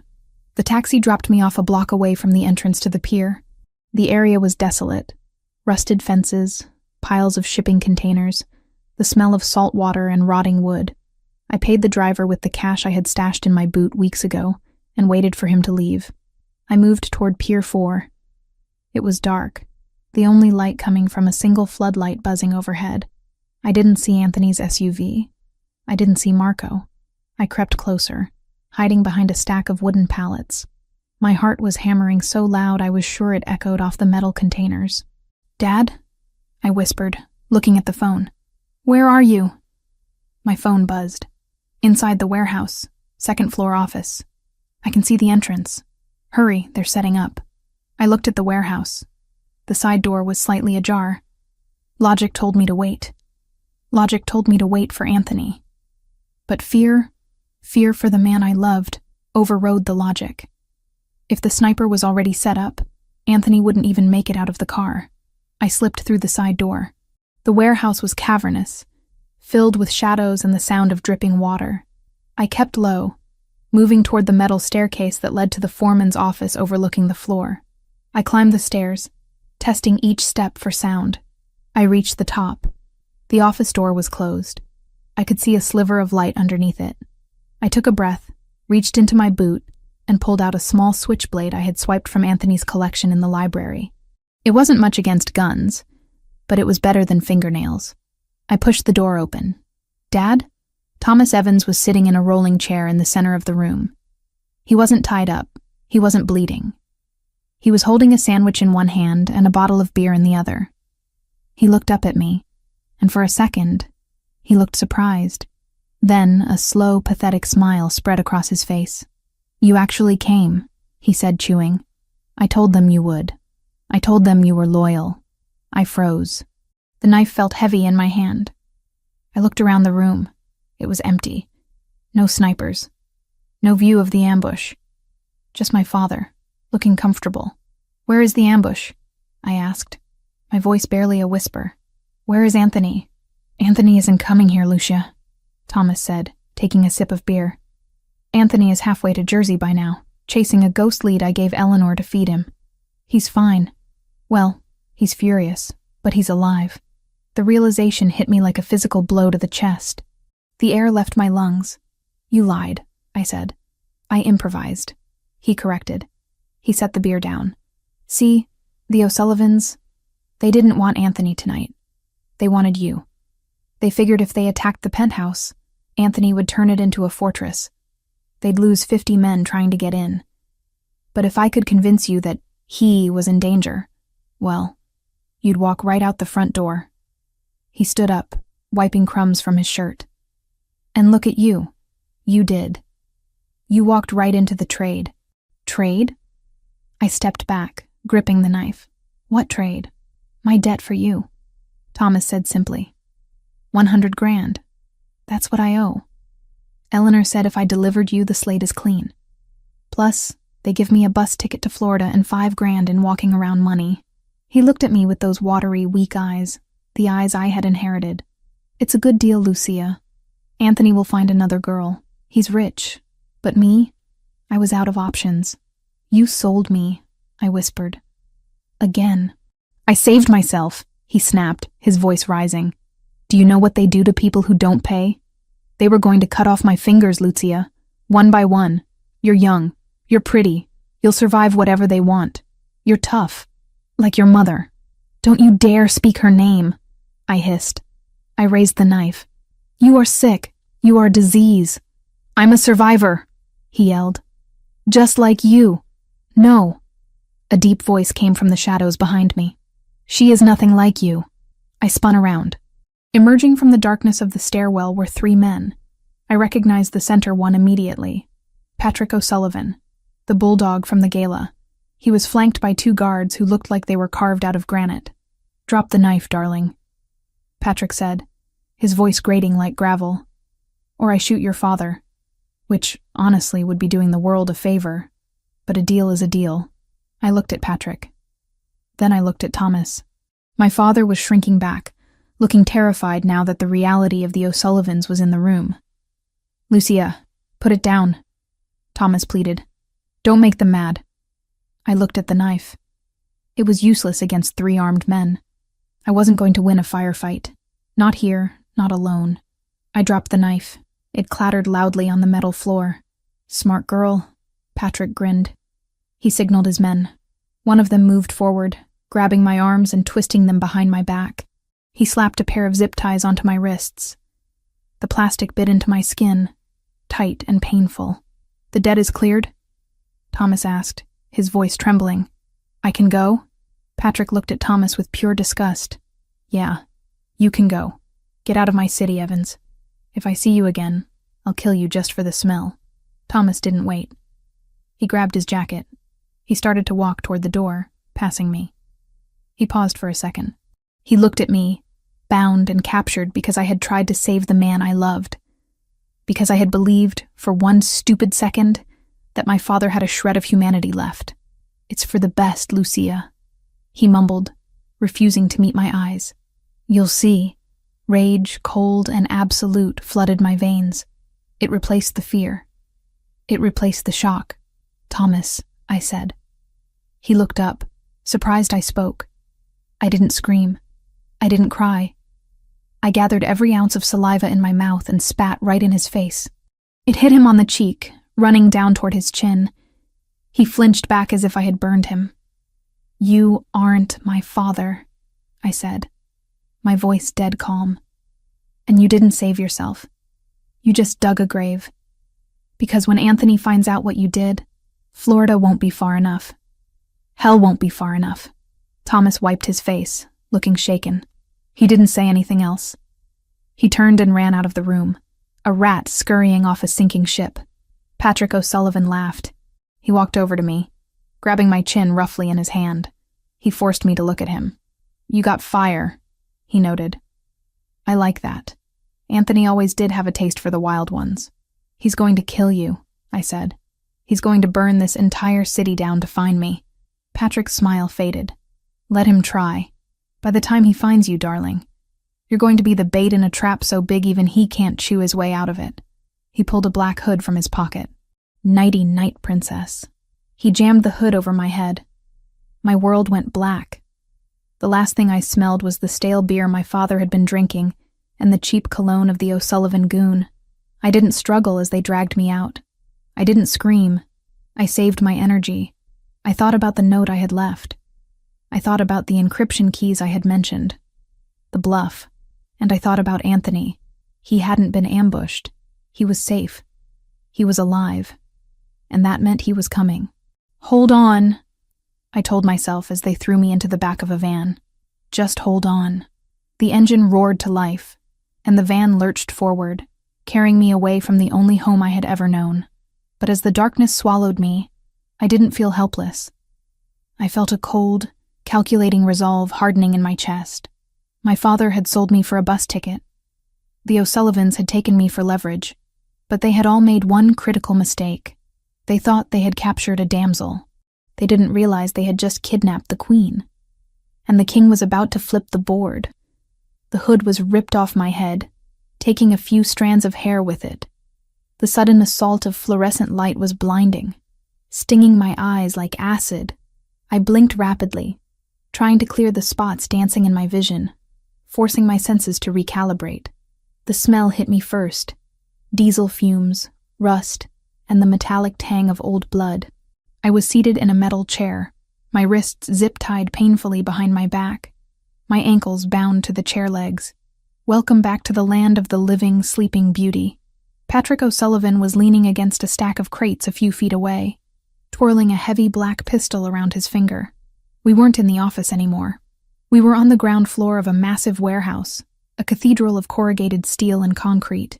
It was cold, the kind of damp chill that seeps into your bones and stays there. I straightened my spine. I wouldn't give him the satisfaction of seeing me slump. "You're making a mistake," I said. My voice was raspy, but steady.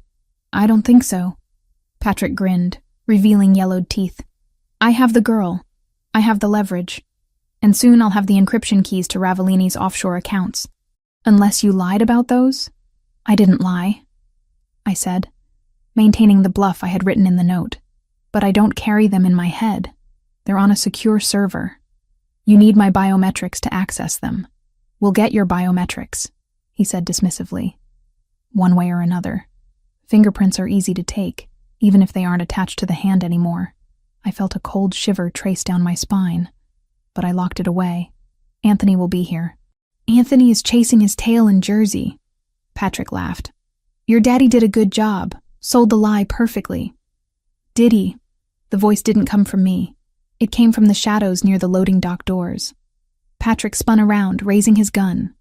His 6 guards, positioned around the perimeter, snapped their weapons up.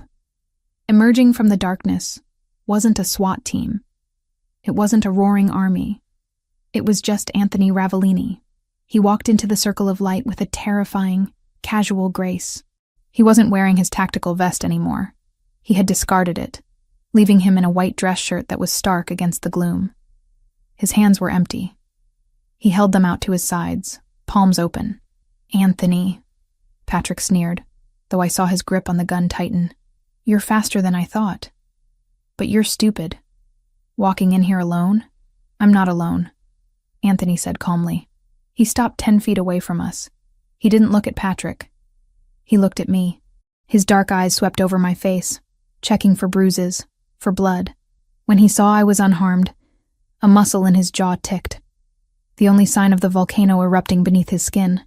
"I brought a gift," Anthony signaled with 2 fingers. From the darkness behind him, 2 of his enforcers dragged a man into the light. They didn't walk him. They hauled him by his armpits, his feet dragging uselessly on the concrete. They threw him to the floor at Patrick's feet. It was Thomas Evans. My father looked like he had been through a blender. His lip was split, his eye swollen shut, and he was sobbing. Incoherent pleas for mercy bubbling from his lips. He was clutching a duffel bag, the bag containing the money and bus ticket Patrick had promised him. He was trying to catch a cab on 4th Avenue, Anthony said, his voice devoid of emotion. He seemed in a rush. I thought he should stay for the party. Patrick looked down at Thomas, then back at Anthony. "You caught him. Congratulations. He's garbage anyway. I was done with him. He sold you something that didn't belong to him," Anthony said. He took a step forward. The O'Sullivan guards tensed, fingers twitching on triggers. He sold you my wife. The word hung in the air, heavy and absolute, detonating somewhere deep in my chest. Wife. Not collateral, not asset, not debt. Maybe a weaponized word in front of these men, but it wrapped itself around my throat all the same. Patrick laughed. A harsh barking sound. Wife? She's payment, Anthony. She's a debt settlement. Don't try to romanticize it. You bought a whore, and I stole her. She's not payment, Anthony said. His voice dropped, becoming a low rumble that vibrated through the floor. She is the only thing in this city worth more than my empire, and you made the mistake of touching her. I have 6 guns on you, Patrick snarled, losing his patience. And I have a gun on her head. He moved fast, pressing the barrel of his pistol against my temple. The metal was cold. I stopped breathing. One move, Anthony, and I paint the wall with her brains. Drop to your knees. Anthony didn't move. He didn't drop. He stared at Patrick with a look of supreme boredom. You won't shoot her, Anthony said, because if you do, you lose the encryption keys. You lose the leverage. And my sniper, who is currently aiming at your medulla oblongata from the catwalk, will turn your head into a canoe. Patrick froze. His eyes darted up to the dark rafters. You're bluffing, Patrick whispered. Am I? Anthony tilted his head. Lucia, tell him. Do I bluff? I looked at Anthony. I saw the slight shift in his stance, the way his weight was balanced on the balls of his feet. He was coiled energy, waiting for a trigger. He doesn't bluff, I said clearly. He calculates. Drop the gun, Patrick, Anthony commanded. And I might let you leave here with your life. I'll keep the warehouse, of course. Consider it a penalty for the inconvenience. Patrick's face twisted in rage. He was trapped. He knew it. If he shot me, he died. If he surrendered, he lost face. He was a cornered rat, and rats bite. Screw you, Patrick screamed. Kill him. Kill them all. He didn't shoot me. He swung the gun toward Anthony. Time seemed to fracture. In the split second before Patrick pulled the trigger, Anthony moved. He didn't dive for cover. He dove forward. At the same time, I threw my weight violently to the right. The chair tipped over, crashing onto the concrete just as a bullet whizzed through the space where my head had been a second ago. Chaos erupted. The sound of gunfire was deafening in the enclosed space. Crack, crack, crack. I hit the floor hard, my shoulder taking the brunt of the impact.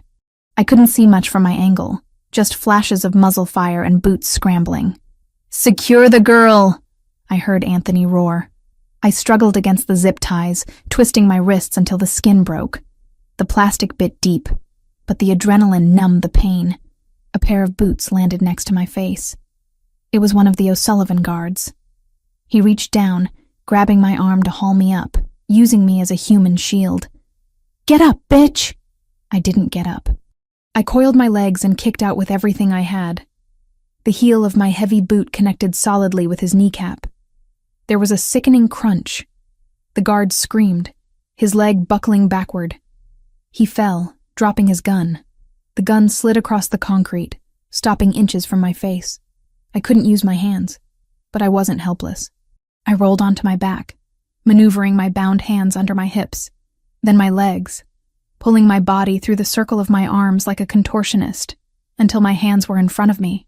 It dislocated my thumb, a sharp, blinding pop of pain. But my hands were forward. I grabbed the gun. The guard was trying to stand on his broken leg, reaching for his knife. I didn't hesitate. I pointed the gun and squeezed the trigger. The recoil jarred my injured thumb, but the guard dropped, a hole in his shoulder. I scrambled to my knees, scanning the room. Anthony was a blur of violence. He had disarmed Patrick and was engaged in hand-to-hand combat with 2 other guards. He moved with a brutal efficiency, using their own momentum against them. He broke an arm, shattered a jaw, and used one man as a shield against the other. But there were too many of them. Another guard appeared on the catwalk, aiming a rifle down at Anthony's exposed back. "Anthony! Above you!" I screamed. Anthony didn't look up. He rolled, grabbing a discarded pistol from the floor and firing blindly over his shoulder. The guard on the catwalk tumbled over the railing, crashing into a stack of pallets. But in the distraction, Patrick had recovered his weapon. He was on the ground, blood streaming from his nose, aiming at me. "You die first," Patrick yelled. I tried to bring my gun up, but my dislocated thumb made my grip weak. I wasn't going to be fast enough. A shadow moved in front of me. Anthony. He stepped into the line of fire just as Patrick pulled the trigger. The impact was audible, a wet, heavy thud. Anthony jerked back, his body shielding mine completely. "No!" I screamed. Anthony didn't fall. He didn't even stumble. He raised his own gun, his face a mask of cold fury, and fired once. Patrick O'Sullivan's head snapped back. He collapsed instantly, the threat extinguished.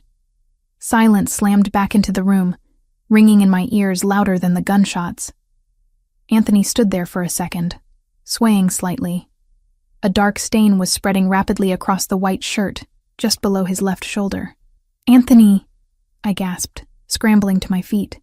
I dropped the gun and reached for him. He turned to me. His face was pale, beads of sweat standing out on his forehead. But his eyes were clear. He looked at me, scanning for injuries again. "Are you hurt?" he asked. His voice was rough, strained. "Am I hurt?" I choked out a hysterical laugh. "You've been shot. Through and through." He dismissed, though he flinched when he moved his arm. "Missed the bone. I've had worse shaving." He looked around the room. The O'Sullivan guards were either dead or incapacitated. His own men were securing the perimeter, moving with professional silence. Then, Anthony's gaze landed on the far corner. Thomas Evans was huddled behind a crate, clutching his bag of money, shaking like a leaf. He had watched the whole thing, cowering while his daughter fought for her life. Anthony walked over to him. He moved slower now, the adrenaline fading, pain setting in. I followed him, my hand still bound in front of me with the zip ties. Thomas looked up. "Mr. Ravellini, I didn't know they would—" Anthony kicked the bag of money out of Thomas's hands. It slid across the floor, spilling bundles of cash into a puddle of oil. "Get up," Anthony ordered.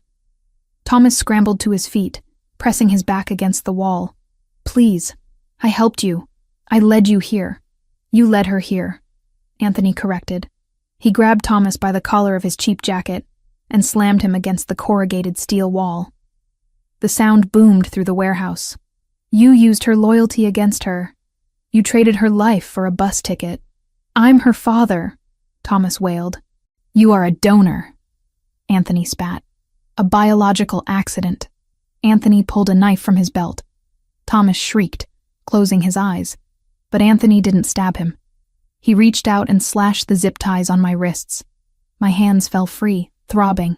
"Lucia," Anthony said, not looking away from my father. "This is your debt to clear. Tell me what to do." I looked at Thomas. I looked at the man who had raised me, who had gambled away my childhood, and who had finally tried to sell my future. I looked at the fear in his eyes. It wasn't fear of losing me. It was fear of pain. I felt nothing. The anger had burned out, leaving only cold ash. "Don't kill him," I said quietly. Thomas let out a sob of relief. "Oh, thank God. Thank you, Lucia. I knew you loved me. I'm not doing it for you." I cut him off. I stepped closer, cradling my injured hand. "I'm doing it for him." I nodded at Anthony. "I don't want your blood on his conscience. You aren't worth the stain on his soul." I looked at Anthony. "Exile him." Anthony nodded slowly. "Where?" "Nowhere nice," I said. "Alaska. Or maybe a rig in the North Sea. Somewhere cold, somewhere hard, somewhere without a casino." Anthony leaned in close to Thomas. "You heard her. You have 1 hour to leave the state. My men will escort you to the airport. You get a one-way ticket to Nome. If you ever set foot in New York again, if you ever call her, if you ever speak her name."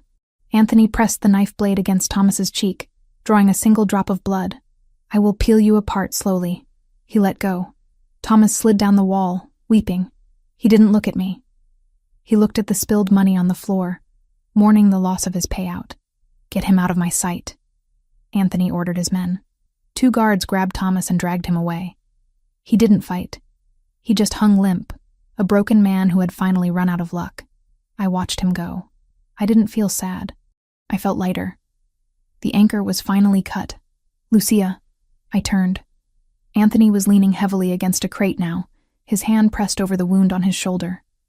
Blood was seeping between his fingers, dark and alarming. "We need to get you to a doctor," I said, panic rising again. "The car," he grunted. "Medical kit. In the back." I grabbed his good arm, wrapping it around my shoulders to support him.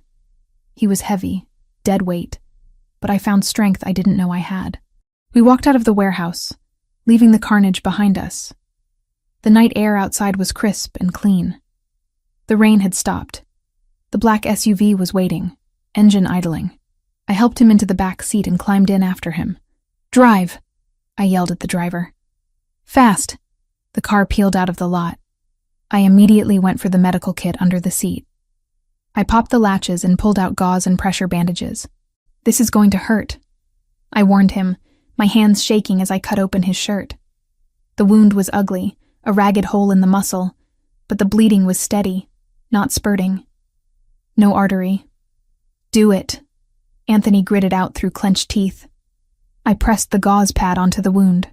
He groaned, his head falling back against the leather seat, his eyes squeezing shut.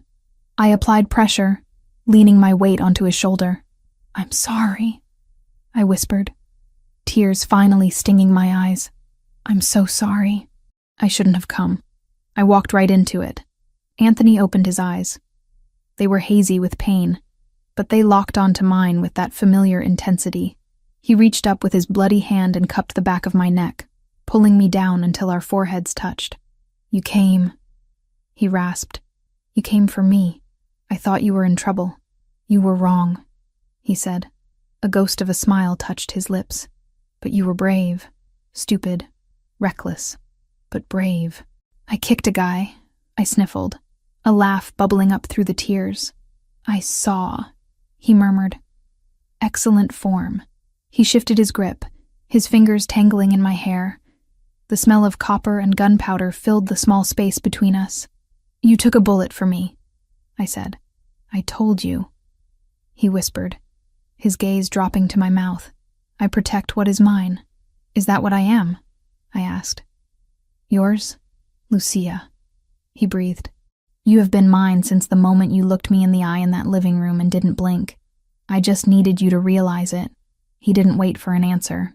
He pulled my head down and crushed his lips against mine. It wasn't a gentle kiss. It was desperate. It tasted of blood and fear and survival.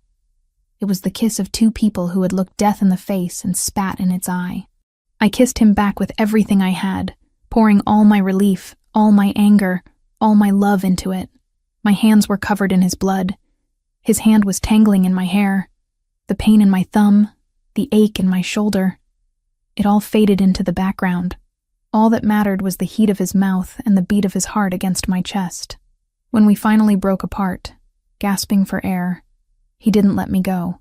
He kept his forehead pressed to mine. "You're not leaving," he stated. It wasn't a question. "No," I whispered. "I'm not leaving." "Good." He closed his eyes, his breathing evening out as the adrenaline crash hit him. "Because I'm not letting you go. Not after tonight. Not ever." I looked down at his sleeping face, at the harsh lines softened by exhaustion. I pressed the bandage tighter against his shoulder. We were bloodied. We were battered. My father was gone, exiled to the ice. The O'Sullivans were broken. The war was over. But looking at Anthony Ravellini, I knew the reign was just beginning. And this time, I wasn't just a spectator. I was sitting on the throne right beside him. "Drive," I whispered to the driver, my voice steel. "Take us home." The elevator doors slid open, revealing the penthouse not as a fortress, but as a sanctuary.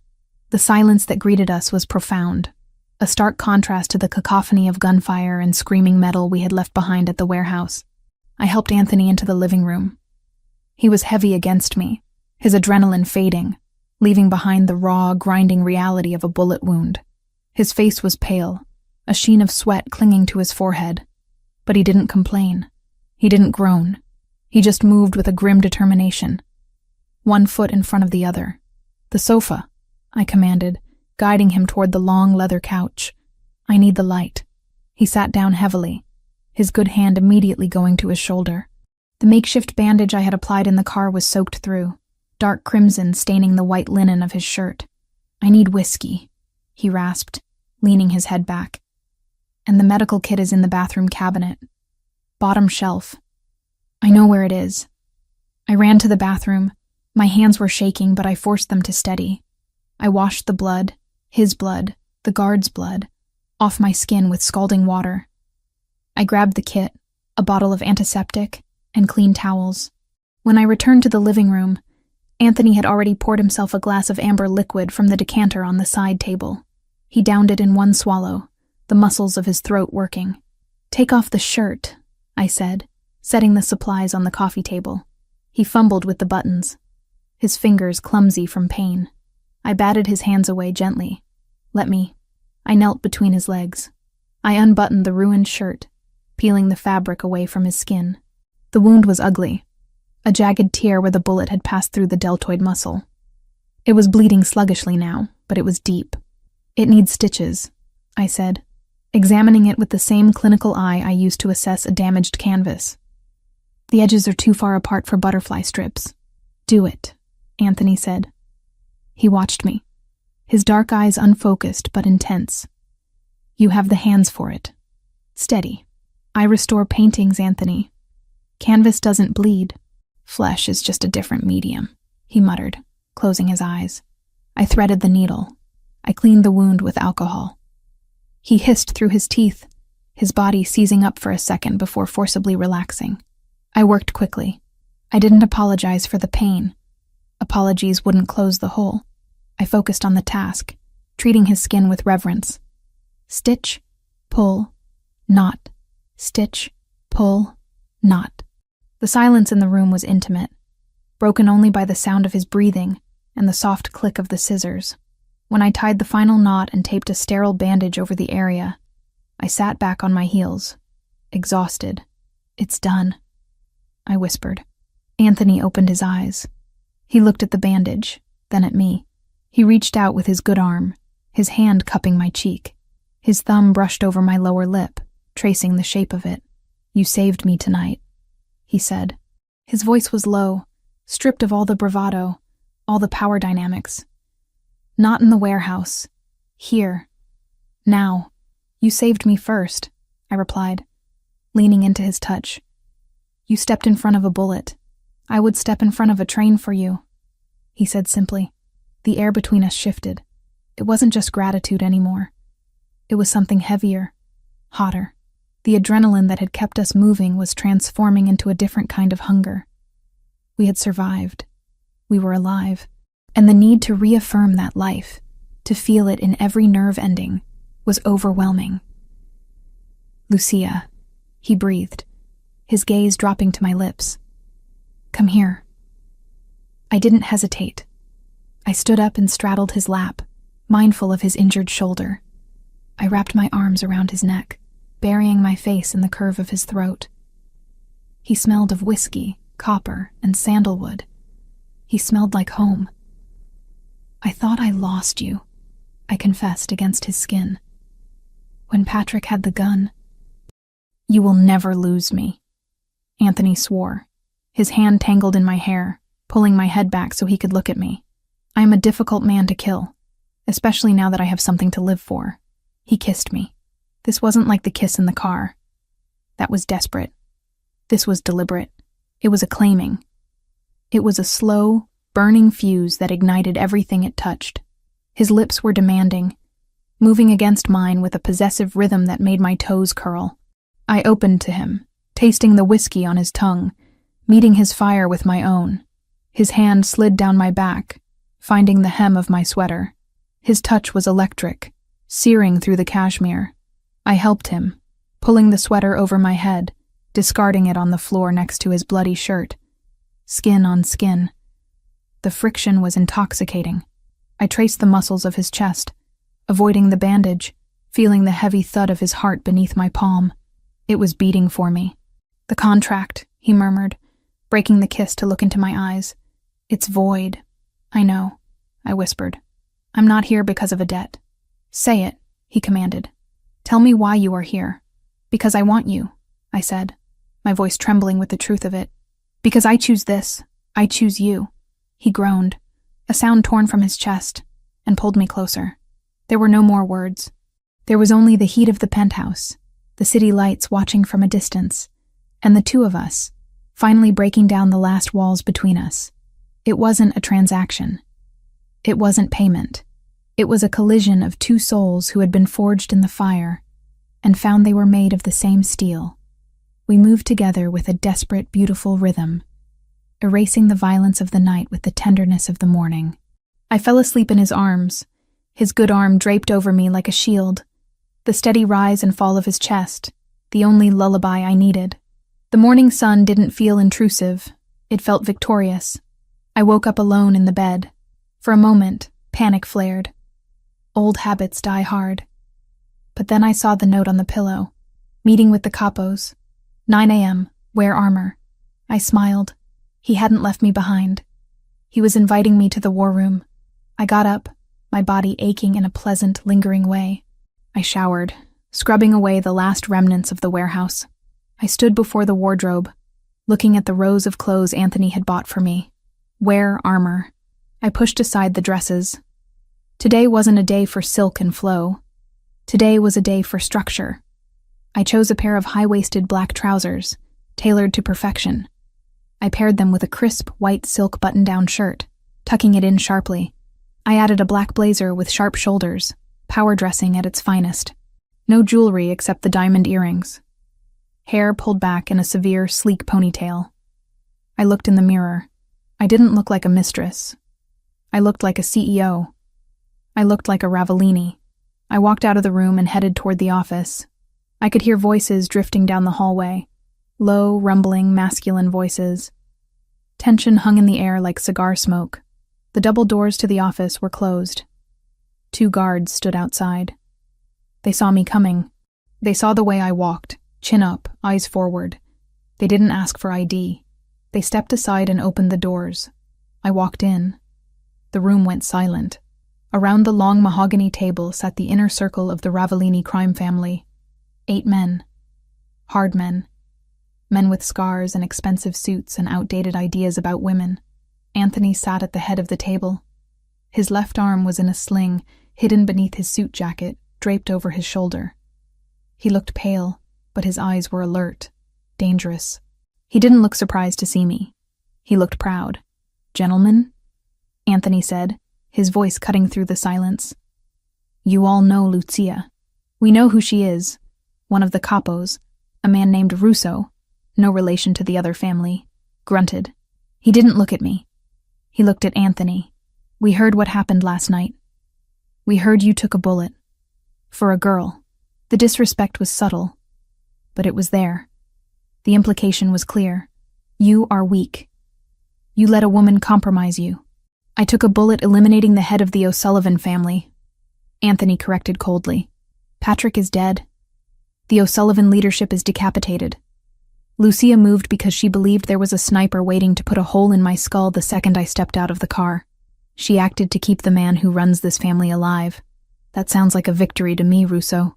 "It's a mess," another capo argued. "The streets are going to be chaos. The O'Sullivan fronts, their money, it's all going to go underground. We missed the chance to seize their assets because we were too busy playing hero. This was my cue. I didn't ask for permission to speak. I walked to the head of the table, standing to Anthony's right. I placed a folder I had compiled from my mental notes onto the mahogany surface. "You're wrong," I said. Every head snapped toward me. The audacity of a woman speaking in this room was unheard of. "Excuse me?" Russo scoffed. "Anthony, get your pet under control." Anthony didn't move. He leaned back in his chair, gesturing to me. "The floor is yours, Lucia."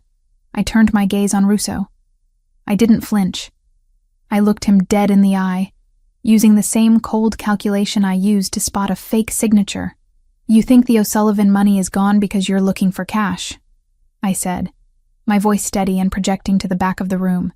"You're looking for duffel bags and safes. But the O'Sullivans didn't keep their wealth in cash. They kept it in assets. Shell companies. Art. Real estate. I opened the folder. It was empty of paper. But I didn't need notes. I had a photographic memory for value. Last night, I continued, pacing slowly down the length of the table. While I was in their warehouse, I saw their shipping manifests. I saw their inventory. So? Russo challenged. Junk. Not junk, I corrected. Leverage. The O'Sullivans were laundering money through a gallery in Chelsea, the Gilded Frame. They were buying high-end antiques at inflated prices to clean their drug money. I know this because I saw a shipment of 18th century French furniture sitting in that warehouse. That shipment alone is worth $3 million on the legitimate market. The room went quiet. $3 million got their attention. But more importantly, I said, turning back to face them, I know where the paper trail leads. Patrick O'Sullivan was sloppy. He was buying fakes to cut costs, thinking no one would notice. If we seize those assets, we don't just get the furniture. We get the proof of tax fraud for every shell company attached to those purchases. We can use that leverage to blackmail their remaining lieutenants into flipping to our side. I stopped at the foot of the table. You're worried about chaos in the streets? There won't be chaos. Because by noon today, we will own their supply chain, their laundering fronts, and their loyalty. We don't need to shoot our way into their territory. We just need to buy the mortgage on their house and evict them. I looked around the table. I can identify every fake asset they hold. I can tell you which accounts are vulnerable. I can double the family's liquid capital in 3 months without firing a single bullet. I placed my hands on the table, leaning forward slightly. Anthony didn't take a bullet for a girl, I said, my voice hard as diamond. He took a bullet to secure the greatest asset this family has ever acquired. Me. Silence stretched for 10 seconds. It was heavy, thick with calculation. Russo looked at me. He looked at the folder. Then he looked at Anthony. Is she serious? Russo asked. She spotted a fake Renoir from across the room that cost me $2 million. Anthony said, a smirk playing on his lips. She's deadly serious. Russo looked back at me. The sneer was gone, replaced by a grudging, greedy respect. $3 million in furniture? He asked. Conservative estimate, I replied. If we auction it in London, maybe 4. Russo nodded slowly. He tapped his knuckles on the table. All right, Russo said. I'm listening. One by one, the other capos nodded. The tension in the room broke. They weren't looking at me like a mistress anymore. They were looking at me like a money printer. I walked back to Anthony's side. I didn't sit down. I stood next to his chair, my hand resting lightly on the back of it, just inches from his shoulder. Any objections? Anthony asked, his voice final. No, boss. The table murmured in unison. Good, Anthony said. Then get to work. Lucia will provide the list of targets. You seize them. Dismissed. The men stood up, gathering their things, filing out of the room with a new energy. They had a plan. They had a future. When the last door closed, Anthony let out a long breath. He slumped slightly, the pain in his shoulder clearly taking its toll now that the performance was over. I turned to him immediately, crouching down by his chair. You should be resting, I scolded gently. I'm fine, he said, reaching out to take my hand. He brought it to his lips, kissing the knuckles. You were magnificent. I was terrified, I admitted. You didn't show it. You walked in here and owned the room. You owned them. I just spoke their language, I said. Greed, Anthony chuckled, then winced. Greed is useful, but loyalty is rare. He looked at me, his dark eyes searching mine. They accepted you, he said. Do you realize what that means? You aren't just on the periphery anymore. You are in the center. There is no going back to a normal life after this. You are a Ravellini now, in blood and in business. I know, I said. I thought about the antique shop, about the quiet life of poverty I had left behind. It felt like a dream from another lifetime. I looked at the man in front of me, wounded, dangerous, and looking at me with a love that terrified me in its intensity. I don't want a normal life, Anthony. I want this. I want us. Good, he whispered. because I intend to keep you for a very long time." He pulled me up, guiding me to sit on his lap, careful of his sling. I rested my head on his good shoulder, looking out the massive glass window at the city below. The O'Sullivans were gone. My father was exiled. The Capos were in line. We had won, but as I watched the clouds drift over the skyline, I knew the game never truly ended. There would always be new enemies, new debts, new threats, but for the first time, I wasn't afraid of the future. Let them come. Let them try. They would find us ready. The king and his queen, sitting in their high tower, watching the world burn and rebuilding it in our own image. "Lucia?" Anthony murmured against my hair. "Yes, that furniture. Is it really worth $3 million?" I smiled against his neck. "Probably closer to 5, I whispered. "But I like to under-promise and over-deliver." Anthony laughed, a rich, deep sound that filled the empty room. "That's my girl. 6 months. 182 days. That was how long it had been since the night at the warehouse. Since the night the O'Sullivan empire crumbled and mine began. I stood in the center of the Ravellini Gallery's main showroom, surrounded by the quiet hum of extreme wealth. The space was cavernous, with polished concrete floors and stark white walls that made the art pop with almost violent intensity. Tonight was the opening of our Renaissance of Shadows exhibition, a curated collection of recovered 17th century Italian masterworks. Officially, I was the curator and director. Unofficially, I was the woman who had turned the Ravellini family's dirty money into a cultural institution so pristine that even the mayor was attending tonight. "Director Evans?" I turned. A young assistant, fresh out of Columbia and terrified of her own shadow, was holding a clipboard. "It's just Lucia, Sarah," I corrected gently, though I kept my posture rigid. "What is it?" The bidder for the Caravaggio. He's asking about the provenance documents. He says there's a gap in the ownership history between 1942 and 1946. I smiled. It was a practiced, shark-like smile I had learned from Anthony. "Tell Mr. Henderson that the gap exists because the painting was hidden in a monastery in Tuscany to protect it from the fascists." I lied smoothly. "And tell him if he asks again, the price goes up another 10% for historical research fees." Sarah's eyes widened. "Can we do that?" "We can do whatever we want, Sarah. We own the painting. We own the building. We practically own the block." She nodded frantically and scurried away. I took a sip of my sparkling water.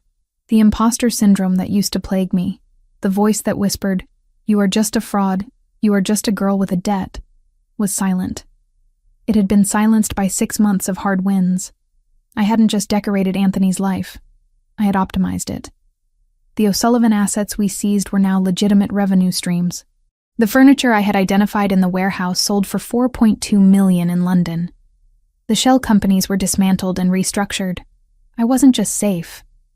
I was essential. "You look dangerous when you're thinking about money." The voice came from behind me, low and intimate, sending a familiar shiver down my spine. I didn't turn immediately. I let the presence of him wash over me. Anthony Ravellini, my partner, my lover, the man who had reshaped my reality. "I'm always thinking about money," I said, turning slowly. "It's part of the job description." Anthony was standing there, looking devastating in a tuxedo that fit his broad shoulders like a second skin. His arm, fully healed now, though a jagged scar remained as a souvenir of our war, was resting casually in his pocket. His dark eyes were fixed on me with a look that made the crowded room disappear. "You outdid yourself," he said, gesturing to the gallery. "The mayor is currently telling the police commissioner that you are a visionary." "The mayor is drunk on the Prosecco," I replied dryly, "and the commissioner knows exactly who runs this city, regardless of what art is on the walls." Anthony stepped closer, invading my personal space in that way he did, claiming me without touching me. "They fear you, Lucia. I saw the way Henderson looked at you. He was terrified to negotiate." "Good," I said. "Fear pays better than respect. Is that something I taught you?" "I'm a quick study." He chuckled, a rich sound that vibrated in his chest. He reached out, his fingers brushing the fabric of my dress. Tonight, I wore silver, a metallic, fluid silk that looked like poured mercury. It was cold, sharp, and undeniable. "Have you heard from the north?" I asked quietly, the code we used for my father. Anthony's expression hardened instantly. The playfulness vanished. "The report came in this morning," he said. "He's in Nome. He's working on a crab boat. It's brutal work, cold, dangerous. Is he gambling? There are no casinos on a fishing trawler, Lucia, and the local bars know that if he places a bet, his kneecaps belong to me. He is miserable, he is cold, but he is alive." I nodded, feeling a strange sense of closure. I didn't wish him death. I just wished him irrelevance. And in the frozen dark of Alaska, Thomas Evans was finally irrelevant. "Does it bother you?" Anthony asked, watching my face closely. "No," I said honestly. "It feels like a story I read a long time ago. He's a ghost. Good, because I don't want ghosts at our celebration." He checked his watch, the same Patek Philippe from the night he bought me. "Wrap it up," he ordered softly. "We're leaving." "The auction hasn't even started," I protested. "I have to close the Caravaggio. Sarah can close the Caravaggio. If she messes it up, we fire her." "But I need you." "Need me for what?" "For a private meeting," he said. "Penthouse." 20 minutes. He didn't wait for an argument. He turned and walked away, the crowd parting for him like the Red Sea. I watched him go, feeling that familiar pull in my chest. After 6 months, the intensity hadn't faded. If anything, it had crystallized into something harder, brighter. I found Sarah, gave her a terrifying pep talk about the Caravaggio, and followed him out. The ride to the penthouse was silent, but it wasn't the heavy silence of our first car ride together. It was a comfortable silence, filled with the warmth of his hand resting on my knee and the hum of the city we now ruled together. When we arrived, the apartment was dim, lit only by the city lights spilling through the floor-to-ceiling windows. The view was spectacular, a grid of gold and white stretching out to the horizon. Anthony walked to the bar and poured 2 glasses of red wine, a '96 Barolo, real this time. He handed me a glass and walked to the window, staring out at his kingdom. "Do you remember the night you arrived?" he asked, his back to me. "Vividly," I said, walking over to join him.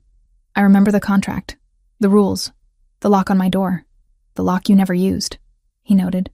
"I didn't need to." He turned to face me. He took a sip of wine, his eyes serious. 5 years, he said. "That was the deal. 5 years of service in exchange for your father's debt." "I remember. We are 6 months in," he said. "You have paid that debt 10 times over, Lucia."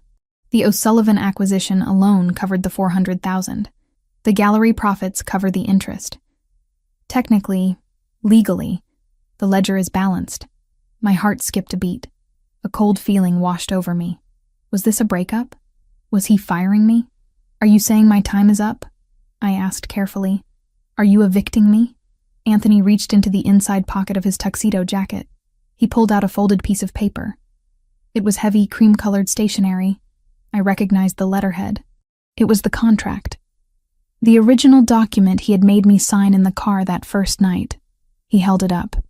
"Article 4, Section 2, he recited from memory. "Upon satisfaction of the debt, the collateral, Lucia Evans, shall be released from all obligations and provided with a severance package sufficient for relocation." He looked at me. "You are free, Lucia." I stared at the paper. 6 months ago, that paper had been a chain. Now, looking at it, I felt a surge of panic. Freedom? Freedom meant leaving. Freedom meant a life without the adrenaline, without the power, without him.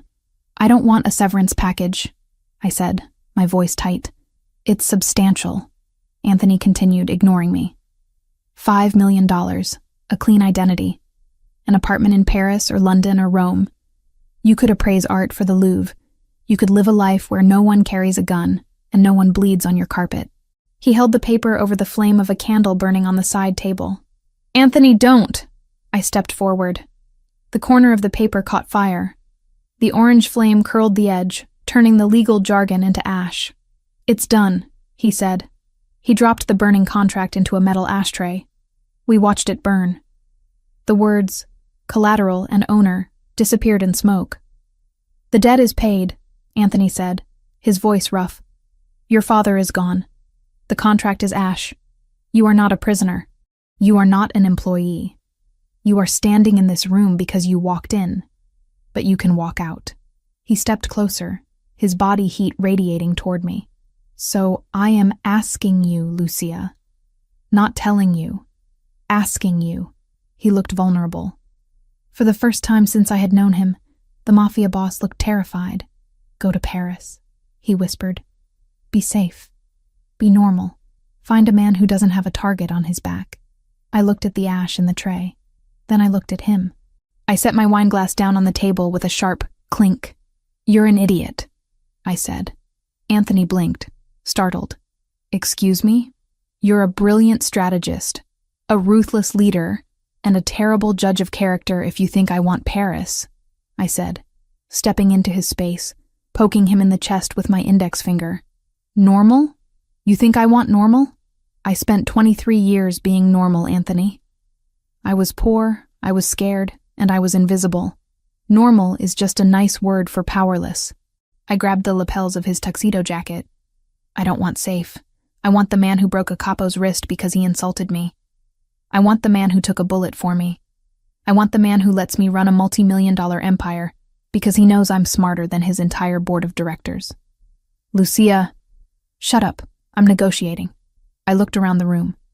I grabbed a cocktail napkin from the bar. I pulled a pen from his inside pocket. I slammed the napkin onto the marble counter and wrote quickly. My handwriting was jagged, furious. Clause 1, partnership.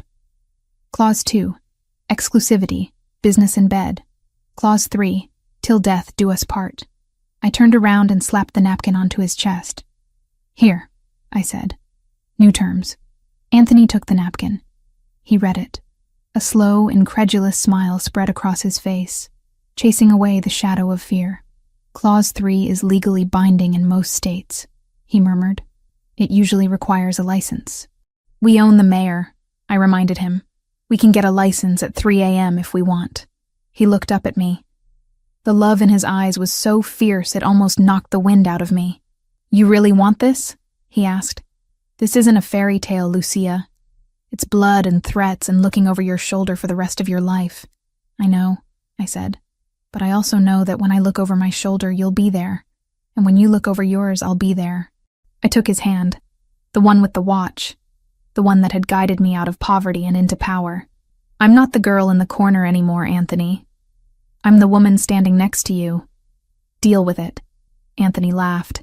He tossed the napkin onto the table and pulled me into his arms, lifting me off the ground. "Deal," he growled. He kissed me. It was a kiss of relief, of promise, of absolute finality. It sealed the new contract better than any notary could. "So," he said, setting me down but keeping his arms locked around my waist. "No Paris? Maybe for a weekend," I conceded. "We can go buy some more fake art." "I love you," he said. The words were simple, stark, and heavy. "I love you," I replied. "Now, are you going to keep talking, or are you going to show me why I signed that exclusivity clause?" Anthony's grin turned predatory. "Bedroom. Now." "Yes, boss." We walked toward the hallway, hand in hand. I glanced back one last time at the window. The city was still there, glowing and dangerous. Somewhere out there, new enemies were probably plotting. Somewhere, the ghost of my father was freezing. Somewhere the world was spinning on its axis of cruelty and chaos. But inside these walls, in the fortress we had built, there was order. There was loyalty. My father had cried that he had no money. He had pointed at me and said I would serve as payment. He was right, in a way. I was the payment. I was the price Anthony Ravellini paid to find his soul. And he was the reward I earned for surviving. The debt was settled. The books were closed. And as Anthony kicked the bedroom door shut behind us, locking the world out, I knew that for the first time in my life, I wasn't just surviving. I was winning. and the game was just getting started.